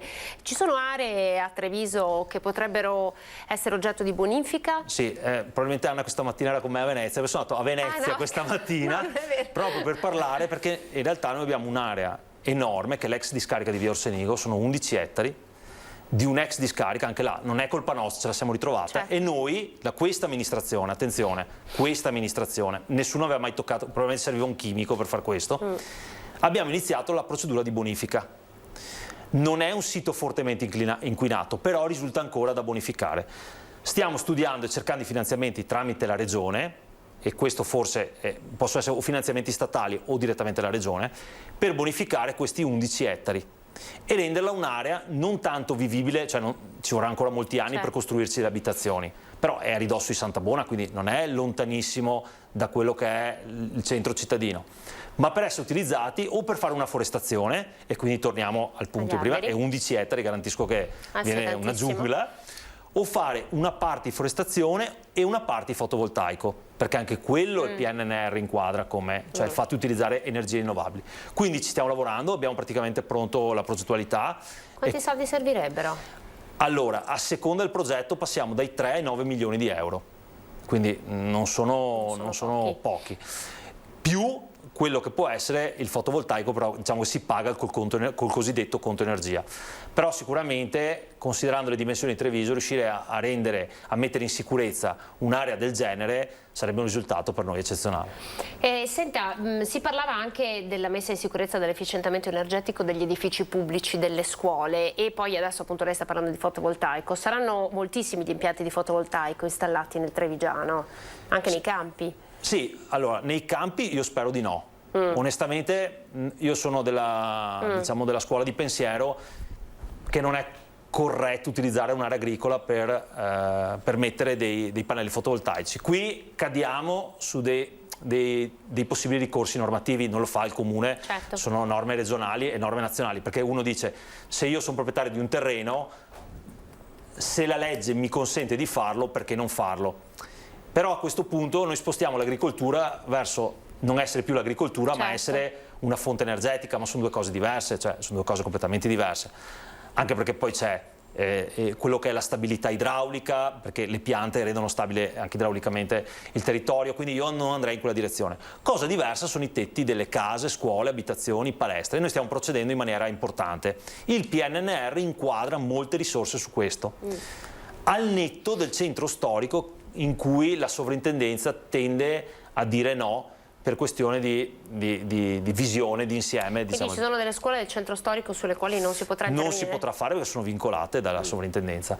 Per il resto sono praticamente tutte disponibili, fatto salvo, essendoci scuole molto vecchie, che il tetto tenga, perché altrimenti se i calcoli statici non ce lo consentono, cioè non possiamo farlo. Però secondo me quella è una forte linea di indirizzo. L'ultima cosa che le chiedo è questa: girando per alcune città del Veneto, mi viene in mente Verona, si vedono i monopattini a noleggio e la gente che ha iniziato a girare con questi monopattini. Lei pensa che anche su Treviso potranno avere una appeal così grande oppure no? Oppure restiamo la città delle biciclette? Allora, personalmente a me piace molto più la bicicletta. Non abbiamo dato la disponibilità a questa società di mettere noleggi monopattini in giro per la città, perché io ho visto anche a Milano, ma ho visto anche a Bruxelles, ho visto in tante città.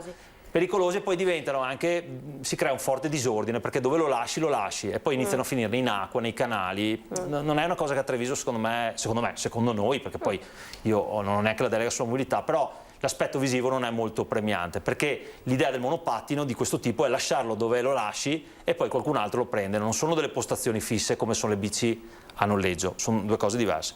Quindi io resto, anche per vocazione olimpica peraltro, siamo la città delle biciclette, quindi suggerirei di rimanere alle biciclette che sono tanto belle. L'ultimissima domanda, visto che lei ha l'assessorato anche agli animali, Ferragosto, estate, un appello insomma che non si verifichi sempre la solita emergenza, no? Le persone vanno in vacanza e dimenticano i propri animali. Allora, io qui... dimenticano, non dimenticano volontariamente. Cani e anche i gatti, attenzione, perché con i cani chiaramente purtroppo li abbandonano, li legano da qualche parte. Il gatto lo lasciano andare e poi il gatto... E questo diventa pericoloso, soprattutto per l'animale e anche per gli altri, perché quando tu sei in moto, in macchina e un cane ti attraversa, ti fai male tu e anche l'animale. Quindi noi abbiamo aumentato al massimo le sanzioni di legge per maltrattamento degli animali, siamo arrivati a 400 euro, più di quello la legge non ci consente. Metteremo anche qualche tirata di orecchie, se non qualcos'altro, a chi fa una cosa del genere, perché prego sempre di non vederlo uno che abbandona un cane o che lo lascia in macchina per 4 ore sotto il sole. Cioè, queste cose rispetto ad altri anni si stanno riducendo, quasi eliminando. È aumentata un po' la cultura, sì, allora. Perché secondo me... la propensione verso l'animale è cambiato negli ultimi anni, fortunatamente. Però veramente io faccio un appello: evitate questa cosa, cioè l'animale, il cane, il gatto vi considera l'unico amico che ha nella propria vita, cioè non tradite la sua fiducia. Sicuramente voi sarete l'unico amico, voi ne avrete altri, ma per lui sarete solo, quindi immaginatevi sempre questa cosa. Grazie Assessore per essere stato in nostra compagnia, per averci dato tutte queste notizie, per essere passato insomma di palo in frasca, tanti argomenti, ma insomma siamo riusciti a darvi tanti contenuti. Grazie a voi per essere stati con noi. Vi ricordo che alle 18:30 torna l'informazione su Antenna 3. Arrivederci e buona giornata.